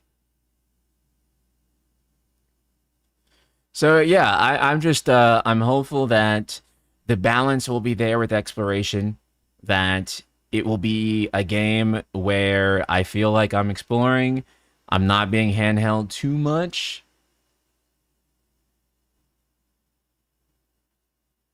I'm making my own discoveries. The whole world doesn't revolve around Chatley's combat simulator because as uh good of a loop that Chatley can be sometimes, maybe. I just think a lot of that open world content would be so much more compelling if it was in the world sometimes rather than in the combat simulator. And specifically, what I mean by this is summons. Summons would probably be much more interesting if I was just walking out into the world and I'm like, holy fuck, that's Leviathan. Or I like ran into Titan. I think that's more interesting than I go to like these little set points and play these mini games, and then that weakens Titan in the battle simulator, and then I can fight Titan. Right? I think that Titan should just be part of the world that you encounter. And I think summons actually would be the perfect thing to not mark on the map. Like, if you just found summons because you were walking around and you were like, oh, what's that thing over there? And then you're like, holy shit, it's Shiva. That would be awesome. That's like the perfect thing to not mark on the map, right? And of course, the way you do that is, is that you kind of facilitate it by having things that are marked on the map that cause you to go over to that area if you wouldn't normally go over to it. And then as you're like roaming around that area, you start looking around and then you find stuff that wasn't on the map. And it's like, holy shit, what? This is on the map? Whoa, I mean, this isn't on the map. What? I didn't know this was here. And then you feel like you made that discovery because you kind of did, but the game was still kind of guiding you so that it could set you up to make that discovery.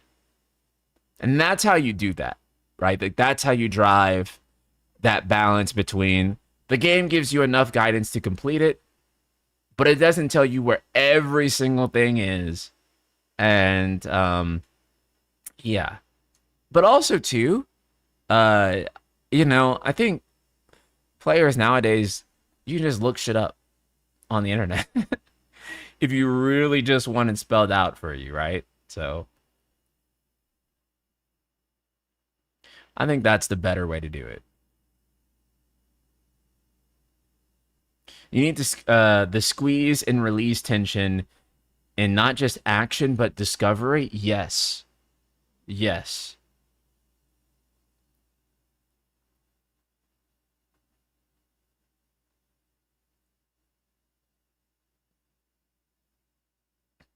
And I like I said, it's not even to say that I've never looked up a guide. for something or how to find something, right? Um, but ultimately, I just think it's more fun when, uh, in some ways, it's actually more fun, I think, to look up a guide than it is to like just have the game guide you to it. I know that that's going to sound like an insane take, but I think one, there's choice involved, and if I want to do it.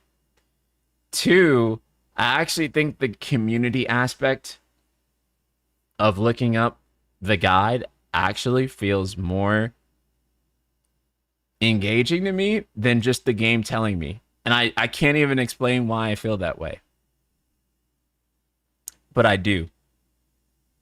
I feel like having to look up the fucking YouTube tutorial, YouTube guide is somehow like more engaging with the game for me than it is like the game just told me like where it is.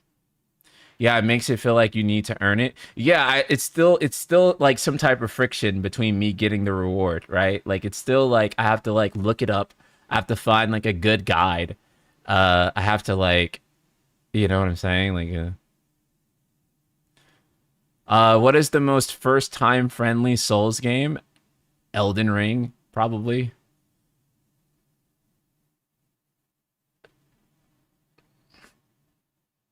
Because I think there's a lot of cheese in Elden Ring that you can do to get past a lot of things.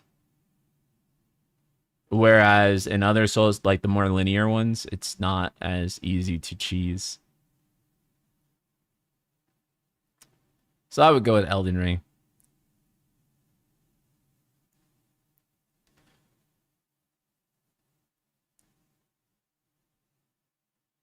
My second option, and this is like a Sekiro like. Some people may even disagree that like with me categorizing it in the Souls category because some people wouldn't even call Sekiro a Souls, but I would say Stellar Blade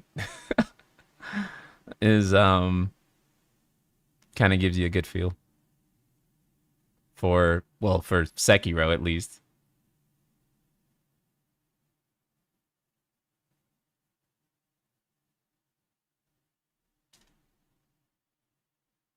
I really like the beginning and end of Stellar Blade. The middle of Stellar Blade is not as good as the beginning and end. The boss gauntlet at the end is pretty fucking incredible, actually. But and the opening act is also really good. Stellar Blade has a lot of side quest slop in it that just sucks. I think the only side quest I recommend in Stellar Blade is like the double jump side quest. I'm playing Stellar Blade already, so if you like Stellar Blade, then you like Sekiro because Stellar Blade is basically a clone of Sekiro. But just know that Sekiro is much harder than Stellar Blade. Much harder. But it is very similar game. But yeah, Sekiro is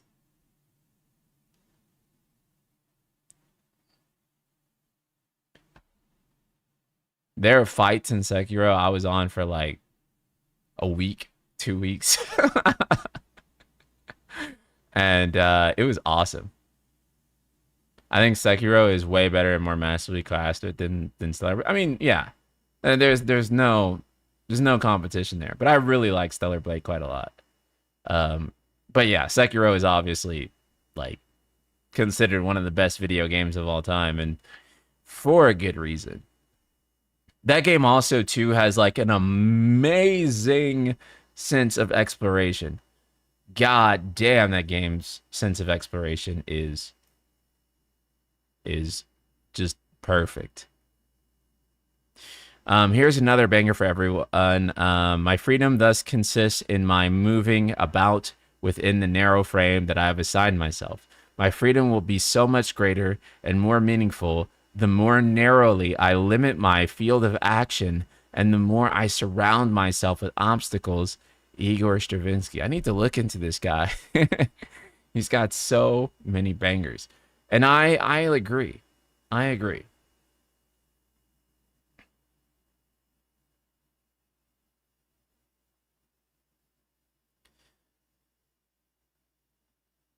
Yeah, I'm very excited for Beast of Reincarnation. You could not possibly make a more NSP core game than Beast of Reincarnation. It is like it is like a game engineered in a lab to appeal to specifically me. Um like Sekiro and FF7R style combat and beautiful heroines in it. It's like it is NSP fuel to the max.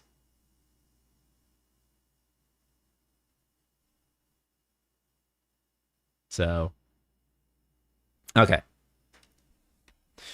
Um let's go ahead and mess around in Rebirth for a little bit.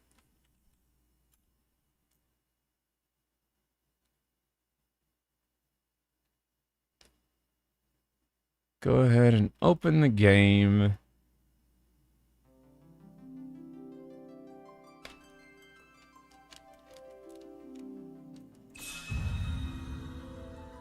Okay, so the main thing is that we've installed the Shader Injector mod 2.1, and this is to address some of the criticisms of the 2.0 mod. Also, too. Oh, wait, it's not activated yet.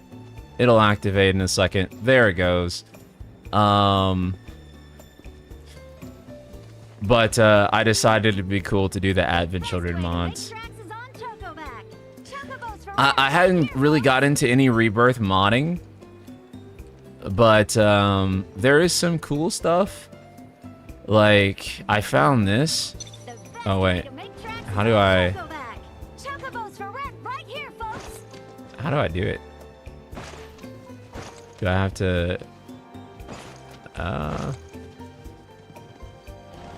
Let me see. Fuck. Will it not let me... Okay.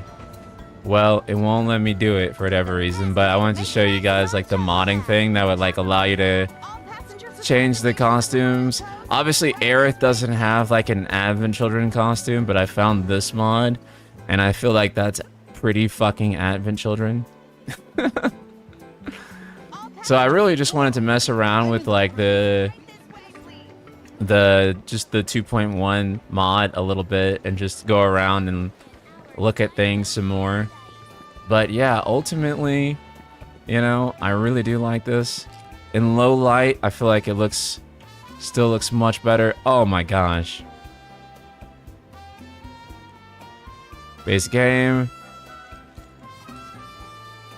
Yeah, I know that's how you open it, but then why won't it let me open it from there? I'm pressing triangle and X at the same time, and yet...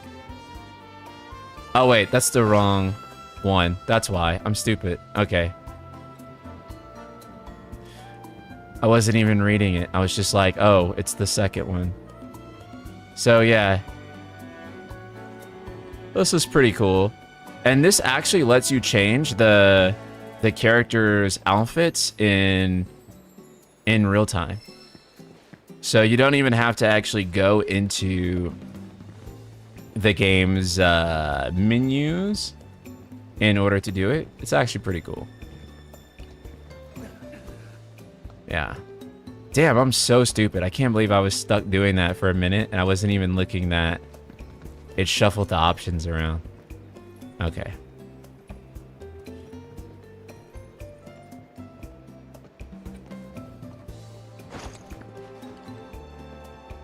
Wait. Okay, there we go. Yeah. So this is really cool, honestly. I still have to play with more of the mods here.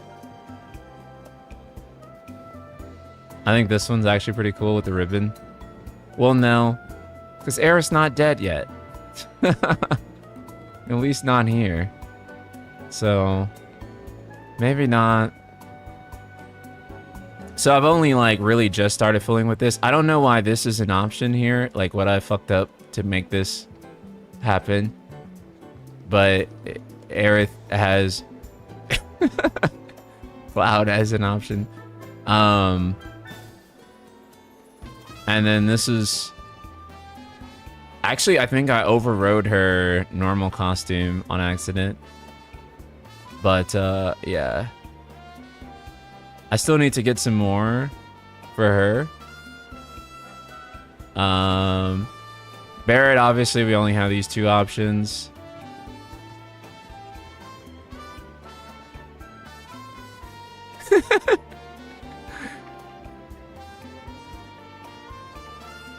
I feel like if we like really want to lean into Advent Children aesthetics. But no, I do think that's pretty funny. Tifa, I did end up getting a pretty cool outfit for her just to mess around with. I do think that this one's like pretty cool. Other than that, we have her AC outfit, and again, you can change to her other outfits here. So I kind of just want to mess around more with these, but we can try this one out. I think that like some of like the face lighting on it can be like a little weird sometimes, though. I'll actually... There is Yuffie. Okay. Oh, yeah, fuck me. Bro.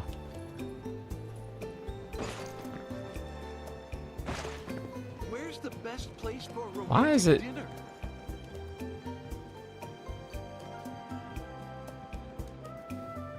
Can I not? I wonder what I'm doing wrong to make that. Okay. Well, I can't show you. But let's keep going throughout some different places in the world and see how they look. I do kind of want to start my hard mode playthrough of this pretty soon. Oh, let's do Nebel region, actually. Why will it not let me? Okay. Oh, fuck. Because I think this is the ugliest area in the entire game. By such a huge margin. Counterpoint, thank you so much for the 5 gift memberships, dude. I appreciate you a ton. How are you doing today? You still haven't done hard mode? I still have not. We were supposed to do it for a stream. We were doing it. And then I did not. So I ended up being burned out by the game. And then I couldn't touch it for a while. after I beat it. So I never got to go back and do hard mode. Wasn't it Trails that distracted you? It actually was Trails that distracted me. It was. And then we stopped. But yeah, I was so burnt out of the game, like when I first beat it, that I was like, it's gonna be a while before I go back to this. And now it's like, it's finally time, or I've had enough time. And if I beat it now, we can do it before... We can do it before Revelation comes out, so I won't be burnt out by Rebirth so badly that I can't play Revelation. So I think now's the time, honestly. This area looks tremendously better. Tremendously.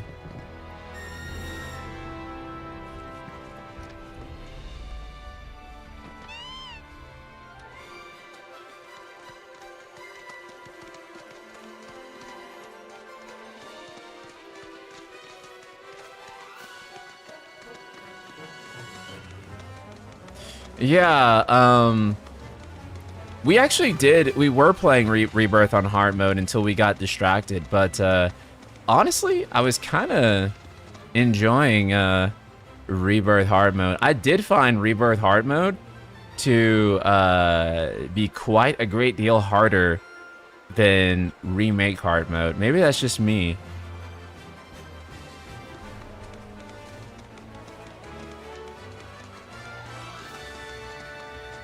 Well, actually, I don't know.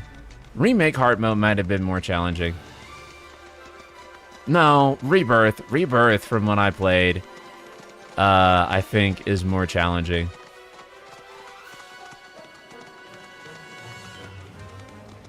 Today's a good day. I appreciate you love the quotes. I had a feeling you'd be into it. I'll DM you some of Stravinsky's music. Yeah, please do. Appreciate it a ton.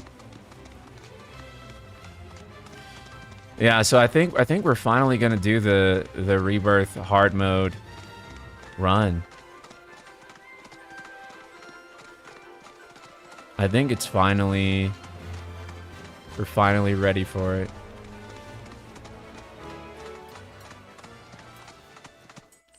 Let me see.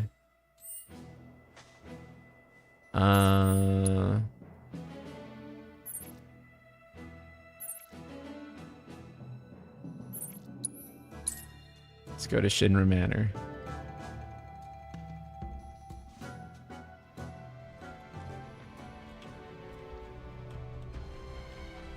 Brothers, look at the vegetation. It's so night and day, man.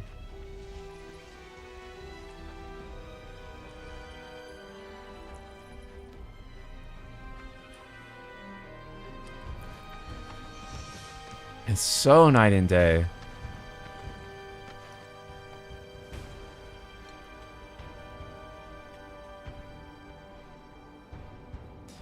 This mod has made me appreciate how much, or it made me appreciate shadows a lot.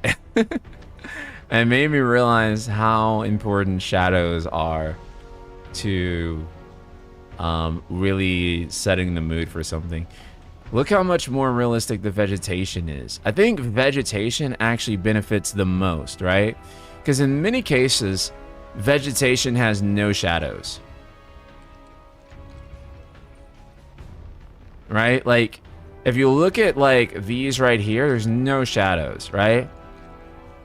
And then once the vegetation has shadows, all of a sudden, the environment kind of becomes more 3D and more lived in.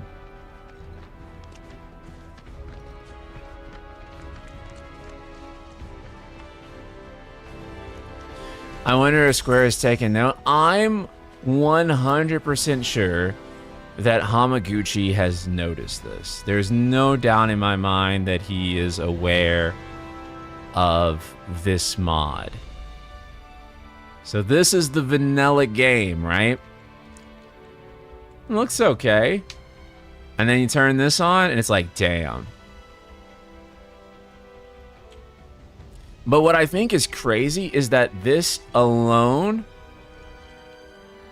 makes it look like a next-gen update for the game, right? Like, this is what I expect. Like, oh yeah, we're re-releasing Rebirth for PS6. We have a next-gen graphics update. And it just...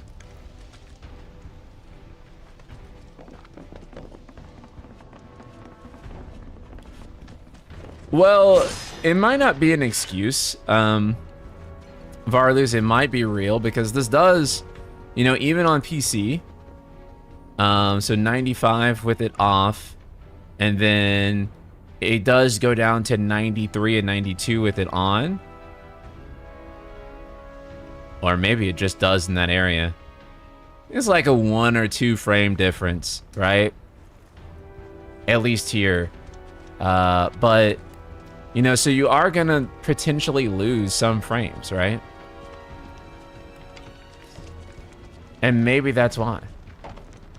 I do not have the async mod installed, but I do think that we probably should install it before we do our proper hard mode playthrough. And I guess the Type 0 playthrough will just die. Oh shit. I had a fatal error. You know what? We'll just ignore that.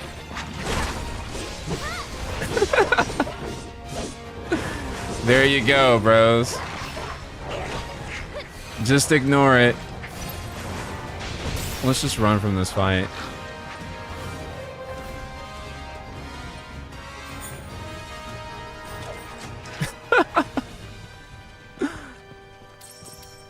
Supposedly the game crashed. Let me see. Can I open the menu? Will it load it? Okay, it didn't supposedly crash. I think it's actually the costume mods that I did. I might have to take those off. Let me see something real quick. Oh, it's a weird crash. It is a weird crash. I think it was happening earlier as I was fiddling around with the costume mods, so I might just have to turn those off. Like a delayed reaction, yeah. And I don't even think it would have crashed if I didn't open the menu. But let's see. Yeah, that's not the... I don't think that's the shader injector mod, though. I think it's just the costumes that we have on. That might cause it. Actually, I don't know. Truthfully, I'm just assuming that that might be it. So let's see. What if we make it inactive? Restart your game. Okay. Let's see. I'll deactivate that. The botch lighting is intentional so they can sell you the remaster on PS6. So true.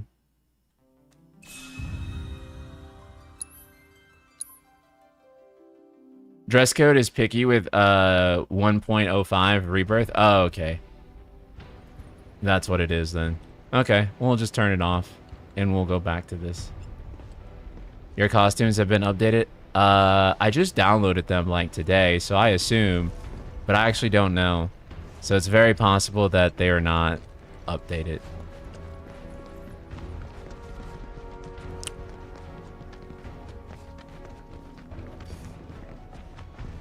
I think dress codes have issue with the yeah. I think Baby Seal was actually telling me about this. He was saying that that basically when they did the update, they changed the skeletons of the characters, and so it broke a ton of mods. Does that sound right to you guys? I don't understand why they'd randomly change those skeletons for characters, but that is apparently what they did, and so...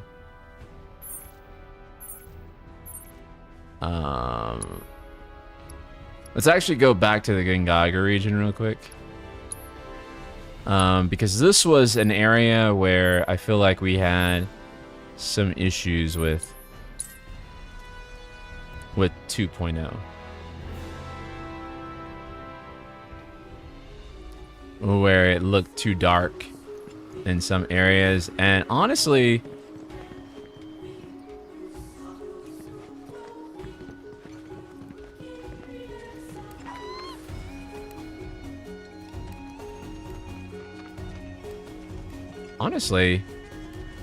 I think it looks pretty fucking good.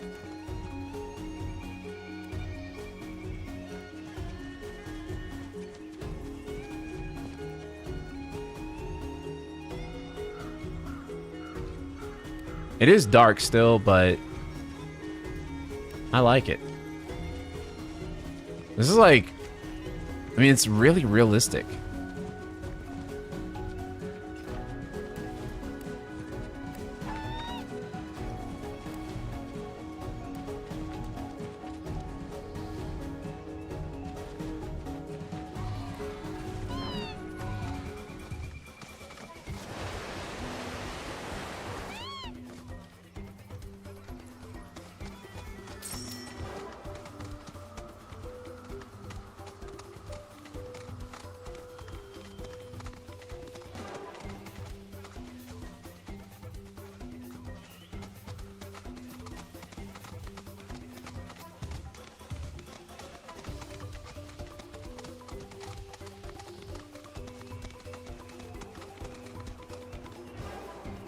I have a question. Is Tifa dead or just in a coma? Where did they take her? What do you mean? She's with the party. Is there a point in the story that you're talking about? Particular?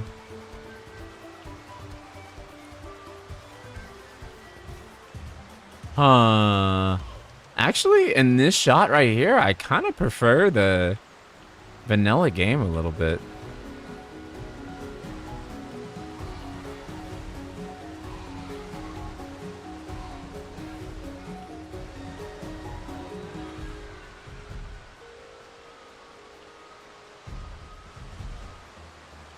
Yeah, I kind of prefer the vanilla game a little bit right here. What do you think, chat? Huh. You can increase the SSAO brightness in Notepad to make shadows less dark. Okay. There's a guide on the GitHub. Yeah, I have to look into that because I do think... But I guess the hackish way you can kind of do it is... You can boost the brightness a little bit. This is kind of what we did last time.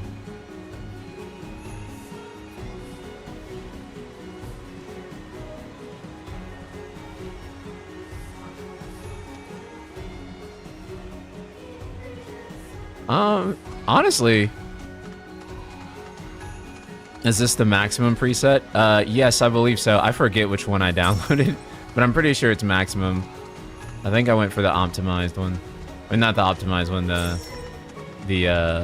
max preset. For 2.1.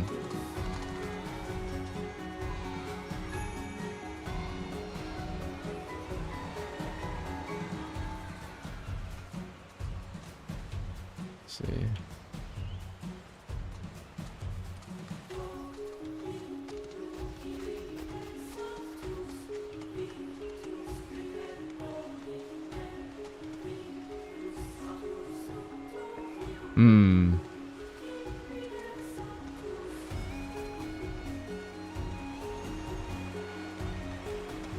This is definitely the performance one. Okay, shit. I might have downloaded it by accident. Okay, actually, I'll tell you what. Let me close it. Let me actually go grab the... Let me grab the...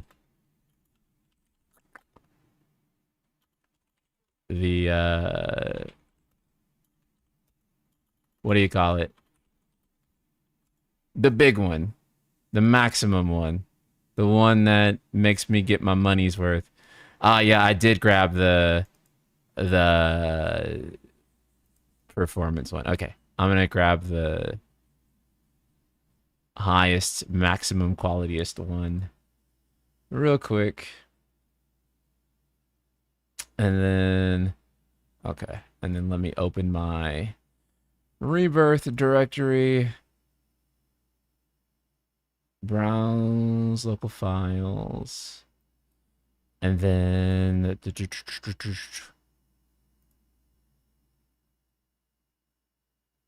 What is it? Binaries? Yeah, there we go. Sweet. Okay, copy that over. Replace files in the destination. Okay, let's see now. And then I think we just need to rebuild the shaders like once we get in, or like rebuild the thing in the menu. So let's see what happens when we do that.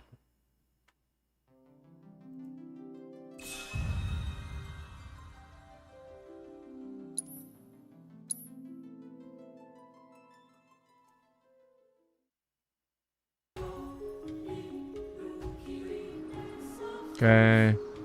And we'll hit recompile all, and then it'll freeze for a second. But it should be okay. We shouldn't actually be frozen. Wait a second. And then there it goes. Okay.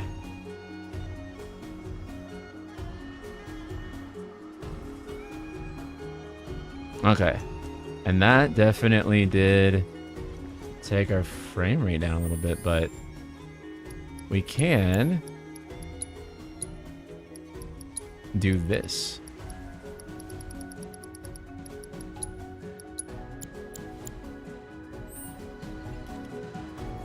Oh my gosh.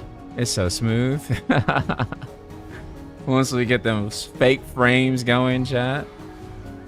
You shouldn't need to rebuild anything, just replace the files. Oh, okay. My bad. Boop, boop. Oh, that's right. You're the creator. I almost forgot. Thanks for joining us again, bro.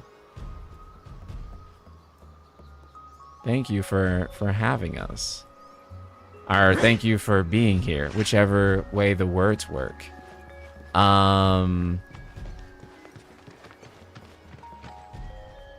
This is... Oh, yeah, bro. I've been here since you started the stream. Oh, it takes a stream or two for me to start memorizing people's usernames, so my bad. Your audio check reminds me of the memes where someone is practicing their surviving a Netflix documentary. What does that mean?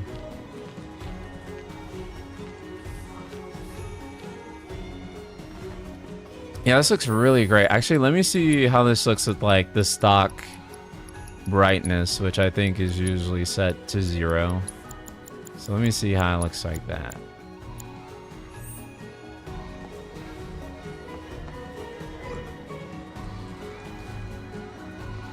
Pretty damn good, bro.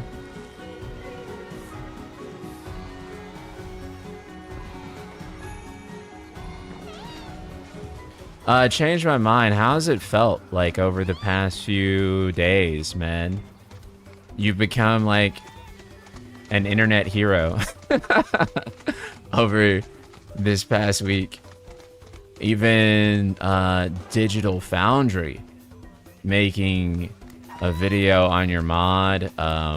Maximilian dude making a video on your mod. Like, those are some pretty big names, bro. It's pretty significant people that you're getting noticed by. And yeah, it's been nuts. I just wanted to make a cool mod and then it blew a gasket, it seems. Yeah, bro, like, you know, like, that's where the magic tends to happen. Someone just wants to make something cool and then it blows the fuck up. Okay, actually, this looks... I feel like this looks noticeably better to me, man. I think this looks great. So there's actually a lot of people wanting this on consoles now. A lot of people are saying, can't Hamaguchi add this to, you know, the console version of the game? The mod is not 100% perfect. I acknowledge I can't adjust things specifically for areas because it goes across the whole game, yeah. And things that, you know, adjust for certain areas and look good will look bad in other areas. You think it looks too dark? So we can adjust that. You can adjust it more manually external to the game in Notepad, I believe, as was just mentioned. But kind of the easiest way to do it in-game is just to bump the brightness a little bit. And I honestly find that's usually kind of a good enough solution for you to get the best of both worlds. But, yeah. I think that this is probably just the hardest environment to do overall, just because of how dense it is with vegetation. And the way the lighting is here. But, you know, it just depends. I think dark areas look a lot better. It's more balanced. I agree. It improves the experience with the game for a lot of people. Yeah, it does. The lighting in this game has been something I have been bitching about since... honestly, even the lighting in Remake, which is better. It's only better because there's no daytime lighting. But in the few occasions there is daytime lighting in Remake, it looks pretty bad. I'm actually wondering if, and I'd love to hear your thoughts on this. Your name is David, right? I think I saw in like the everything, because I've seen your actual name being posted so much. So David, I'd like to ask, like, do you think do you have any thoughts on making this maybe even come to remake? Because I do think actually a lot of people would like to see that happen.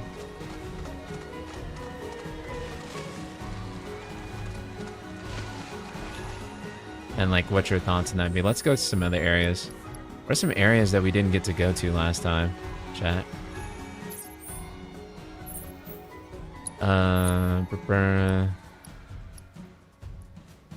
Oh shit, I don't even think we went to the grasslands last time. Funny enough.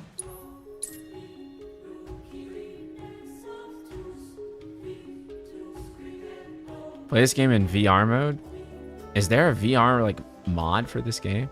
Oh god, that's better. Oh lord, that's better. Oh my gosh. That one's not subtle at all, dudes. Jeez. Okay, what I want you to look at right there is the truck, right? Look at the windshield of the truck. It looks so much better.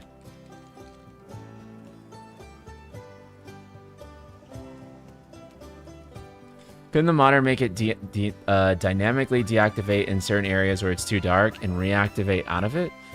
No, I don't think that'd be possible. You would almost need, like, in order to even do that, you'd have to have, like, and this is just my estimation of, like, what it would take.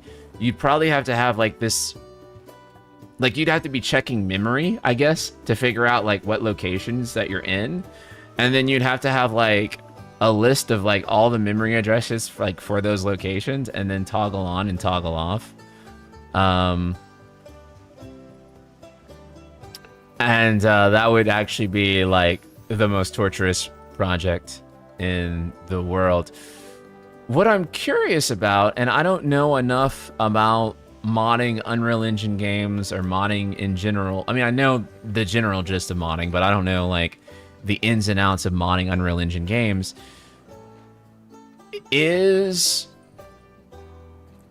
I wonder how difficult it is to like be able to open like these map files in a version of Unreal Engine, right? But then they also have their own customized version of Unreal Engine. And so I imagine that because they have like a customized version of Unreal Engine, it makes reverse engineering these map files a little bit difficult to do and probably impossible. Whereas I think Kingdom Hearts is actually running on like a more stock version of Unreal Engine 4, so they have all types of map mods available for Kingdom Hearts 3. Did I say 4? I mean 3. Kingdom Hearts 3 has all kinds of mods. But this is just crazy, chat. Look at this. This is the vanilla game, right? Looks okay. Mod. You cannot tell me that does not look better.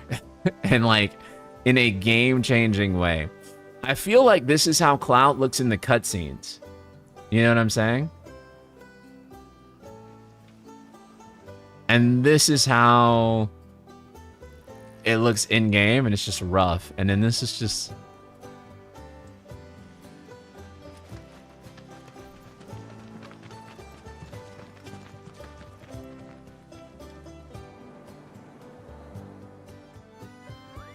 I hope SE continues customizing their version of Unreal Engine 4 and turning it into a makeshift pseudo-proprietary engine. It seems to be working for them so far. Yeah, it does. I don't know if that's what they're going to do. I imagine that for 17, they'll upgrade to Unreal Engine 5, but...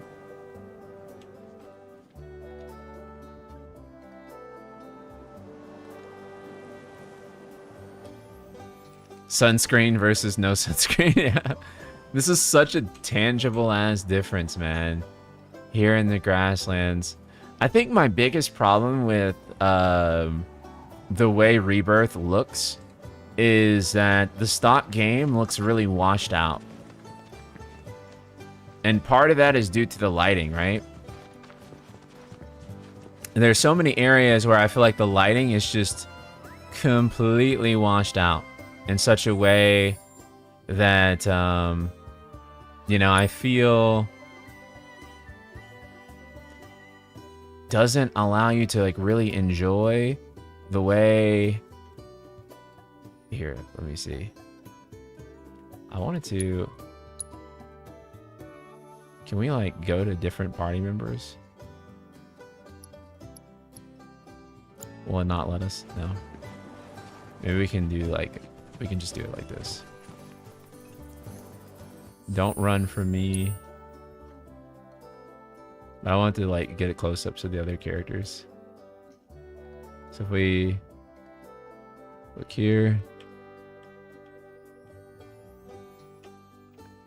Yeah, and the shadows just immediately become so much more natural. Notice the shadow on the side of Tifa's hair and how that comes out so much better. So much better. And then the way Cloud's hair in the back, just the depth of it, the lighting of it.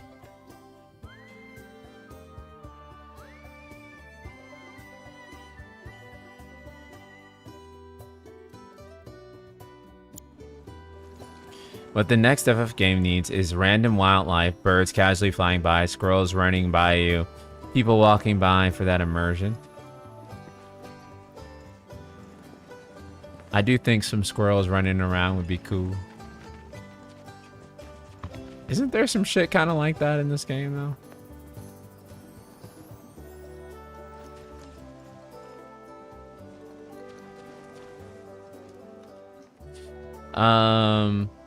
It's bizarre to me how a game company makes some of the most batshit insane stuff regarding cinematography and overall presentation can make such a fatal mistake with lighting and actual gameplay. It is crazy. It's hard to keep things looking good in gameplay, so I don't blame them. It just needs some TLC, as my mod proves, yeah. Because it's not an ugly game. It's actually a very beautiful game. It's actually one of the best looking video games ever made underneath a really poor lighting system. I actually feel like if you ported this, you know, game into like literally any other lighting system, then all of a sudden it would be like, you know, people would like really notice just how good it actually looks. But unfortunately, you know, we're kind of stuck in this game's lighting system. And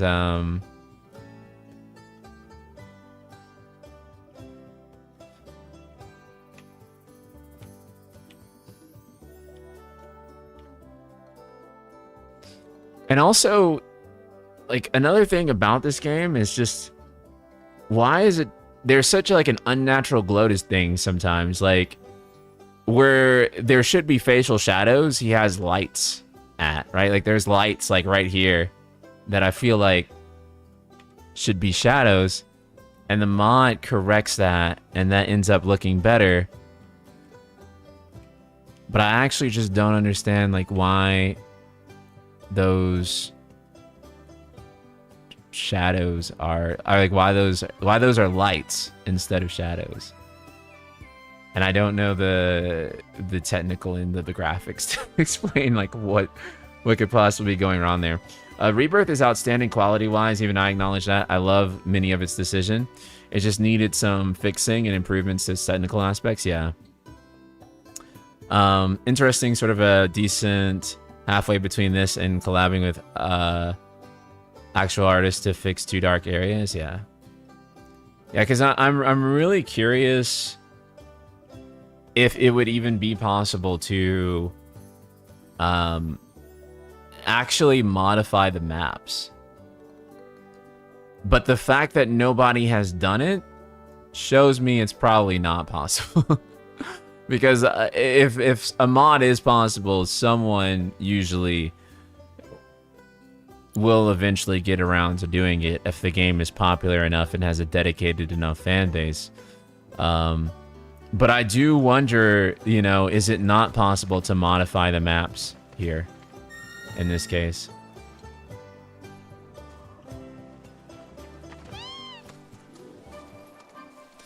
Let me see. The unnatural glow is the reflections leaks, and that's why it's so weird. The mod corrects this, though some people react negatively to it because it darkens things. Even those reflections should not be there in the first place. Interesting. So I don't know much about reflection leaks on a technical level, and I'm not going to ask you to over elaborate for me, but is that considered a bug or like a purposeful aspect of the game's art design? And I know maybe even you don't fully know that, like, offhand, but like,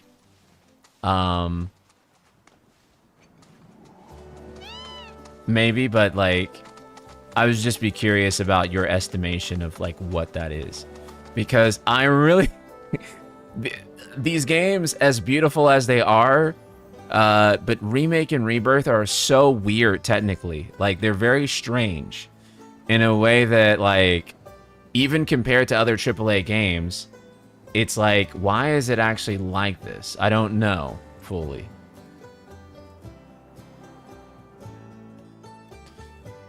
Wait, hold up. Oh, this is from the Dawn Trail benchmark. Okay. I was like, are they doing a because aren't we supposed to have like a fan fest tomorrow? Right? That's supposed to happen tomorrow. I thought maybe some news happened from that, but this is Dawn Trail.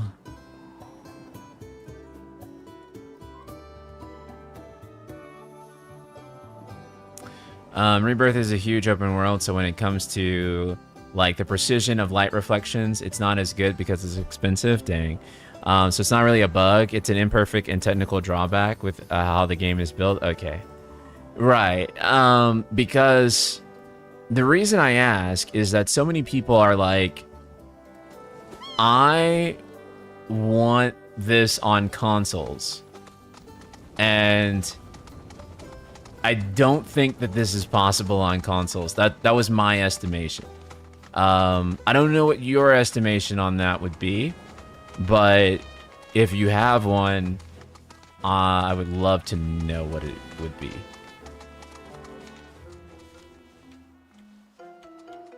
Oh, that looks so much better. That looks so much better.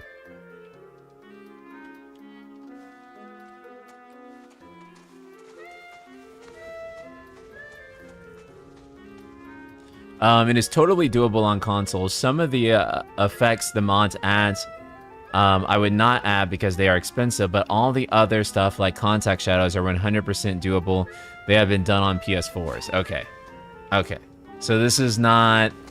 I mean, a lot of this stuff, not all of it, is not so impossible that it could not be done on the existing hardware.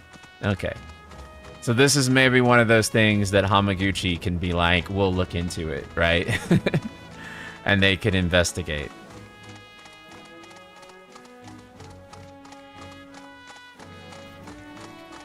That's all I need, man. That's all I need.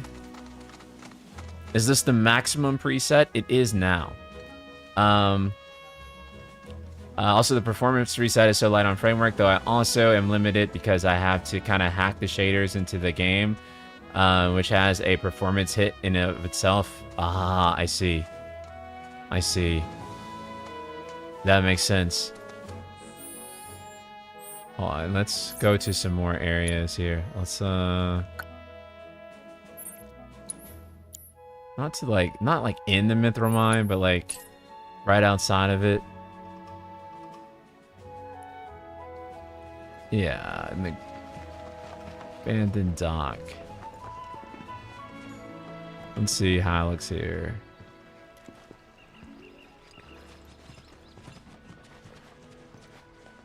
Yeah. I feel like the water is much more accurately rendered here versus the game. It's like the vanilla game. I feel like the reflections on the water don't make as much sense. Whereas this looks just more real to how it should actually look to the environment.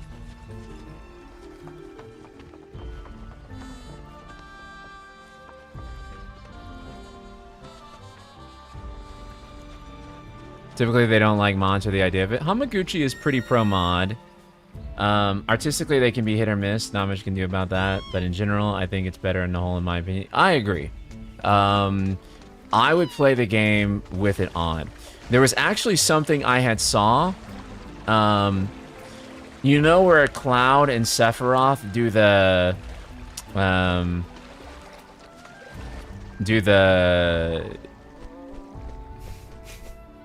synergy attack. God, my brain is not working today. But when Cloud and Sephiroth do the synergy attack, Cloud's face was like a meme, right? And everyone was like, oh, why does he look like that? And then I saw that same screenshot again with the mod on, and his face looked great. Like, it looked so sharp. Fucking looks maxed out Cloud, and it was great. It was 10 out of 10. And it just goes to show that whole moment would not have been a meme if the lighting was just better. Yeah, against the Materia Guardian in the opening of the game. Sakaguchi will be at FanFest, by the way. Bro went to visit Sandfall this week in France, then took a flight to Germany for FanFest. Oh, shit. Sakaguchi went to visit Sandfall? What? Cloud and Sephiroth's face looks so weird from the lighting in that synergy. Even since the demo, I was like, what the fuck? They gotta fix this awful face lighting? Right. And we were very much of the mind where we were like, oh, dude, no worries. They're definitely gonna fix it. And then they never did. I'm actually curious if we can, like, real quick, not there, chapter select, oh, we actually skipped, like, chapter 1 and 2 when we actually did the hard mode playthrough because we had a technical issue or something, I think. Skip past that. Oh, wait, I think I hit chapter 0, which is going to make me do Zack shit. It is going to make me do Zack shit. Which I don't mean to do. Although, that is pretty cool. Will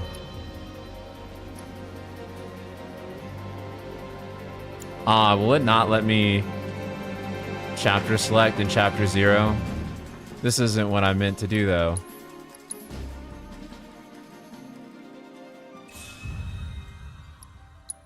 Load game. Okay. Chapter 2.1. Characters have eye highlights. Now you can zoom in and see it. Really? What the fuck? This may not be the most ideal lighting to do it in, but... Oh. Oh, I do see it. I do see it. Yeah, but I can see it even here. But I want to go to... Oh, no, wait. That is part of chapter 1. So you do have to do the Zack thing first. Fuck. I just want to go to the tutorial section and look around. Your voice is what I imagine Squall would sound like from FF8. It's a very high compliment. Thank you, Metal Snake, man.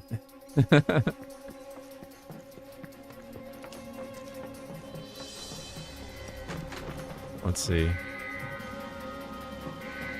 Okay.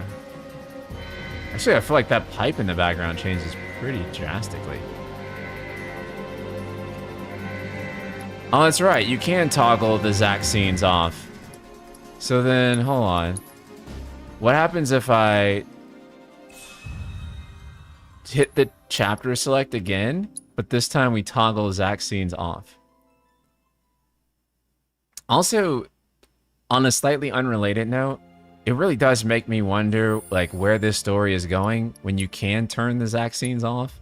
It just seems so strange that you can. Where is that actual menu at, though? Because I've never even went looking for it before. Graph wouldn't be under here. Oh, extra settings, I guess, no? No, wait, yeah. No. Wait, yes, actually. There we go. You can turn off Zack scenes? Yeah, a lot of people don't know that you can do that. Yeah, skip Zack's... skip Zack story scenes. And then you can also do this, where you choose, like, your companion. Yeah, I don't know what it amounted to, personally. I think in hindsight, we'll have a better idea of what it was supposed to. But, in terms of the current game, when you can just skip all Zack scenes, and it's an option in the menu to just skip Zack, it's like... Sure, if Tifa doesn't mind. Oops. Like, it's like, what are we doing? Yeah, no problem. It's cool. It all started 5 years ago. I was 16 at the time. There was hardly any work for soldiers back then, and what little there was boring as hell. Interesting. Can you not toggle it here? Out of nowhere, the job of a lifetime came up. A mission with Sephiroth. Actually, is this a cinematic? I couldn't believe my luck.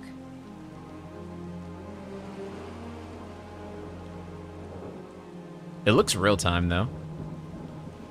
Oh, no, it is. It's really coming back. Yeah, it's real time. It's just not much of a difference here. Hey, man. Feeling any better? I'm good. Sure don't look it. No, it's not a pre-rendered cinematic. There's an actual bug where in some parts in the earlier game are using different shaders. I haven't tracked down. Oh, that's weird. Yeah, you bet. Huh.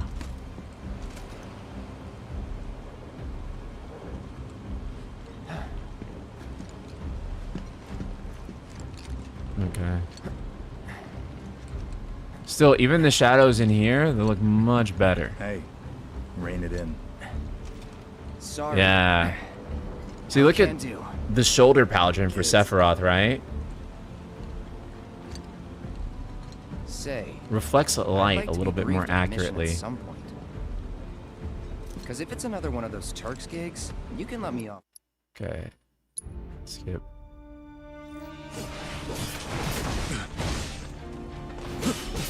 I'm just gonna master this. It's whatever. Honestly, don't even remember how to play this game because it's been like a year. So, since I've touched it. Yeah, skip through that. But I do not remember. Oh my god.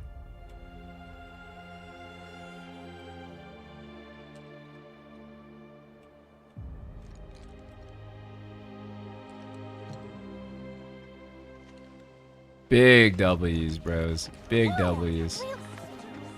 Keep your wits about you, people.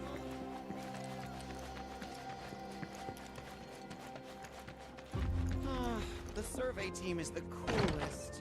Man, why didn't I enlist like everyone else when I had the chance? Ah, Shinra's. You're Shinra? Shin? Oh, whoop. I didn't recognize you, Cloud. How you've grown.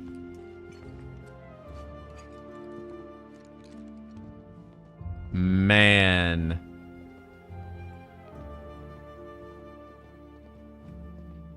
I gotta catch a glimpse of That Sephiroth. carpet texture is like hella low res, but that's just being nitpicky.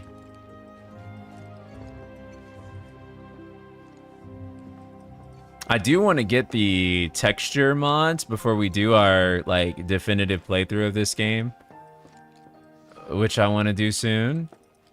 But I'm also kind of like, those texture mods are like massive to download, and doing it on Nexus mods kind of sucks. And also this game takes up so much goddamn fucking storage. It just, yeah. It's just, ugh.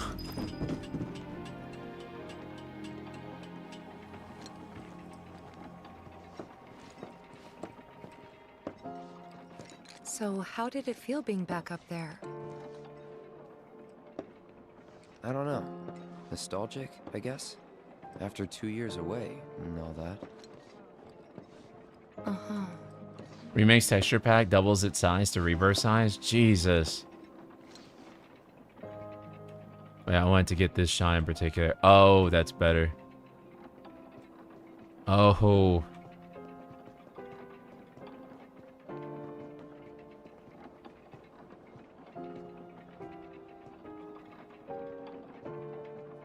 I think what I like about this mod in particular is that like it kind of gives the games the like the look of the characters in particular, the kind of polish you would expect from like an RE game almost.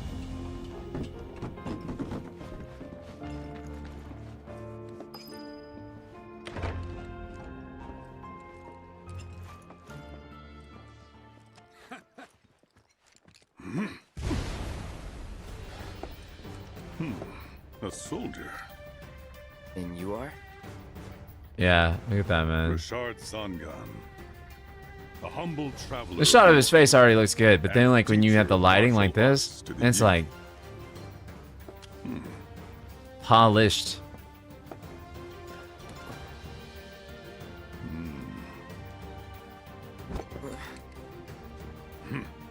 The only way I know how to describe this but lacking mass. is You like need to bulk up. it feels like there's a layer missing in the vanilla game.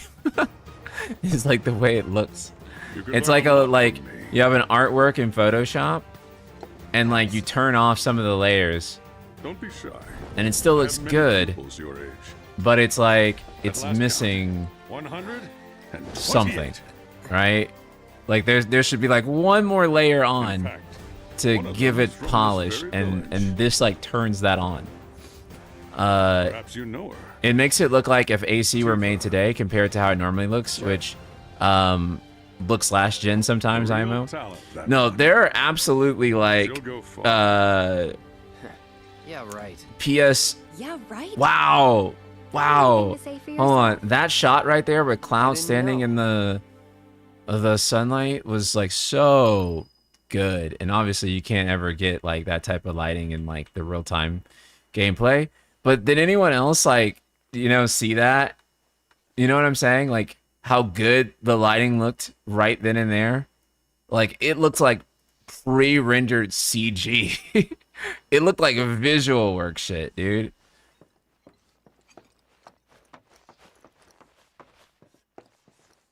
I really hope that people continue reverse engineering these games.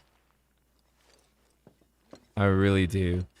Yeah, now that I noticed the light leaking stuff, I like can't not notice it. It gives the whole game this super unnatural, uncanny glow that looks bad. Also, look how good the wallpaper all of a sudden looks. Right? And look at the atmosphere that's like gained, right? It's strange because I feel like this one mod just restores all the atmosphere that was intended to be in this game and intended for the art to be there, and you can just see it now. And I think that people have like a lot of discussions about like certain mods being like, oh, this mod ruins the art style or whatever the fuck. I feel like this mod does the opposite. Like, I feel like this mod actually, like, gives the actual artistic intent of a lot of the environments. Like, it actually makes them come through. in a way that they could not come through with some of the technical limitations of the vanilla game. I have some things in the mod that are turned off that match the color and tone palette of the pre-rendered CG, but people reacted negatively at first. I would love to see them. You should DM me what those are, because I may be a little bit more open-minded on stuff, so I don't know if I would react too negatively to it, because I'm always like been about chasing the visual works aesthetic in real time.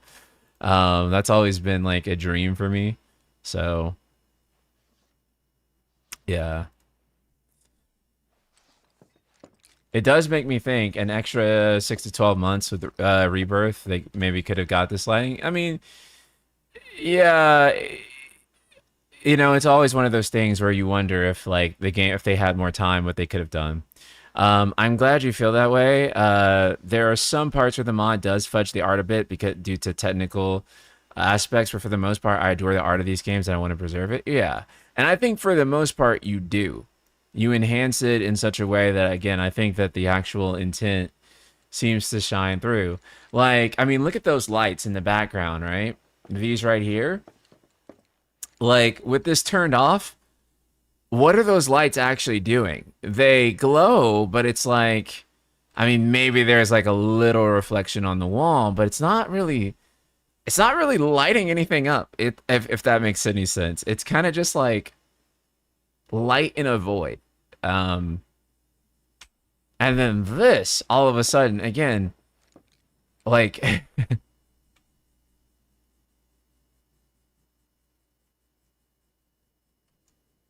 bros, like you could really just go back through this game all day long and kind of just fiddle around with some of this stuff. There are actually some lights that emit light. This is because the SSGI in max quality, though it's noisy in some areas. Yeah. Interesting. It just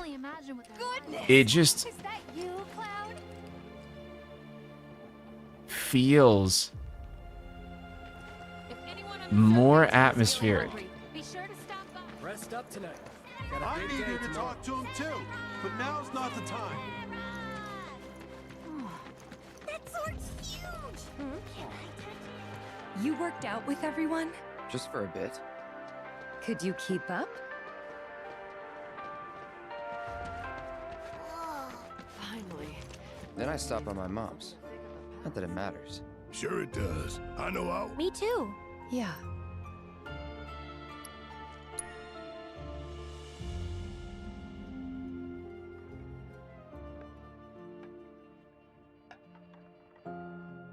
Oh. My dad died when I was a kid. Oh, So I man. from Midgar. She was on her own. Oh, It was the first time man. we'd seen each other in 2 years. First time. And last. I'll be right there.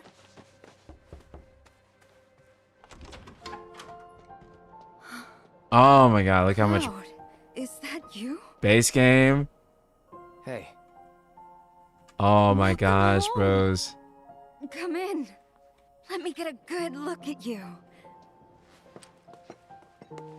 My. So that's what they've got you wearing, huh? You soldiers sure do clean up nice. I've never been so proud. The man you've become. Women must be hounding you day and night. Yeah. Really? You know, there's all kinds Yeah. of temptations in the big city. I'd feel a lot better if I knew you'd found a good Oh my girl. god, I wanted to bros. make sure you didn't get into trouble. Next gen update. I can take care of myself. An older, more mature girl that could keep you on the straight and narrow and tell you when you're being a silly goose. That's the perfect type for you, I'd say. Oh man. They are feeding you properly, aren't they? Low key, Oh, Claudia's Cloud. bad as hell, chat. But you know, Cloud. I said what I You said, agree, bros. Cloud? You're my son. Of course, I'll always be. Okay, that's enough.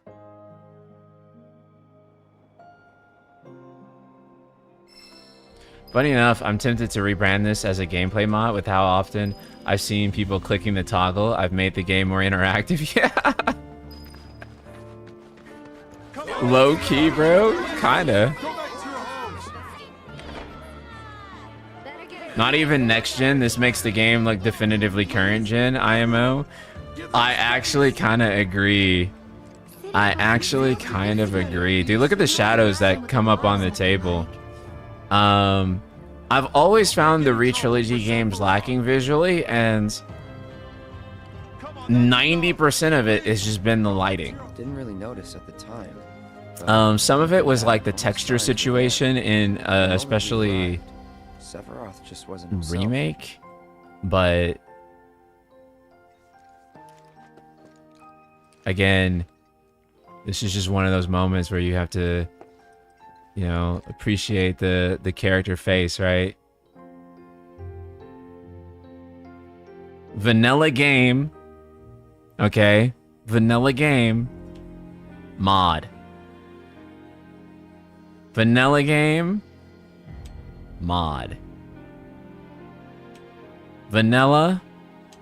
Mod. Bros, we could be here all day doing this.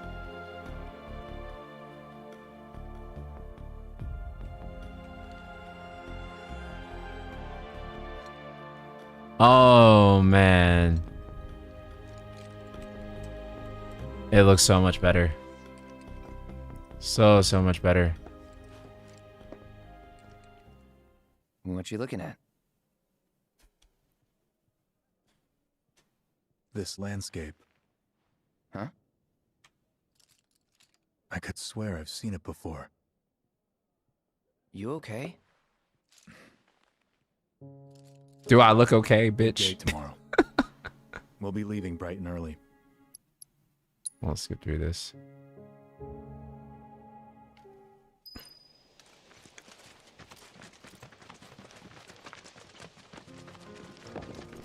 Oh shit, actually, what time is it? Okay, actually, I need to get going in a bit here, chat. But I do just want to see how this looks during this time of day right here. But our reactor's the first of its kind.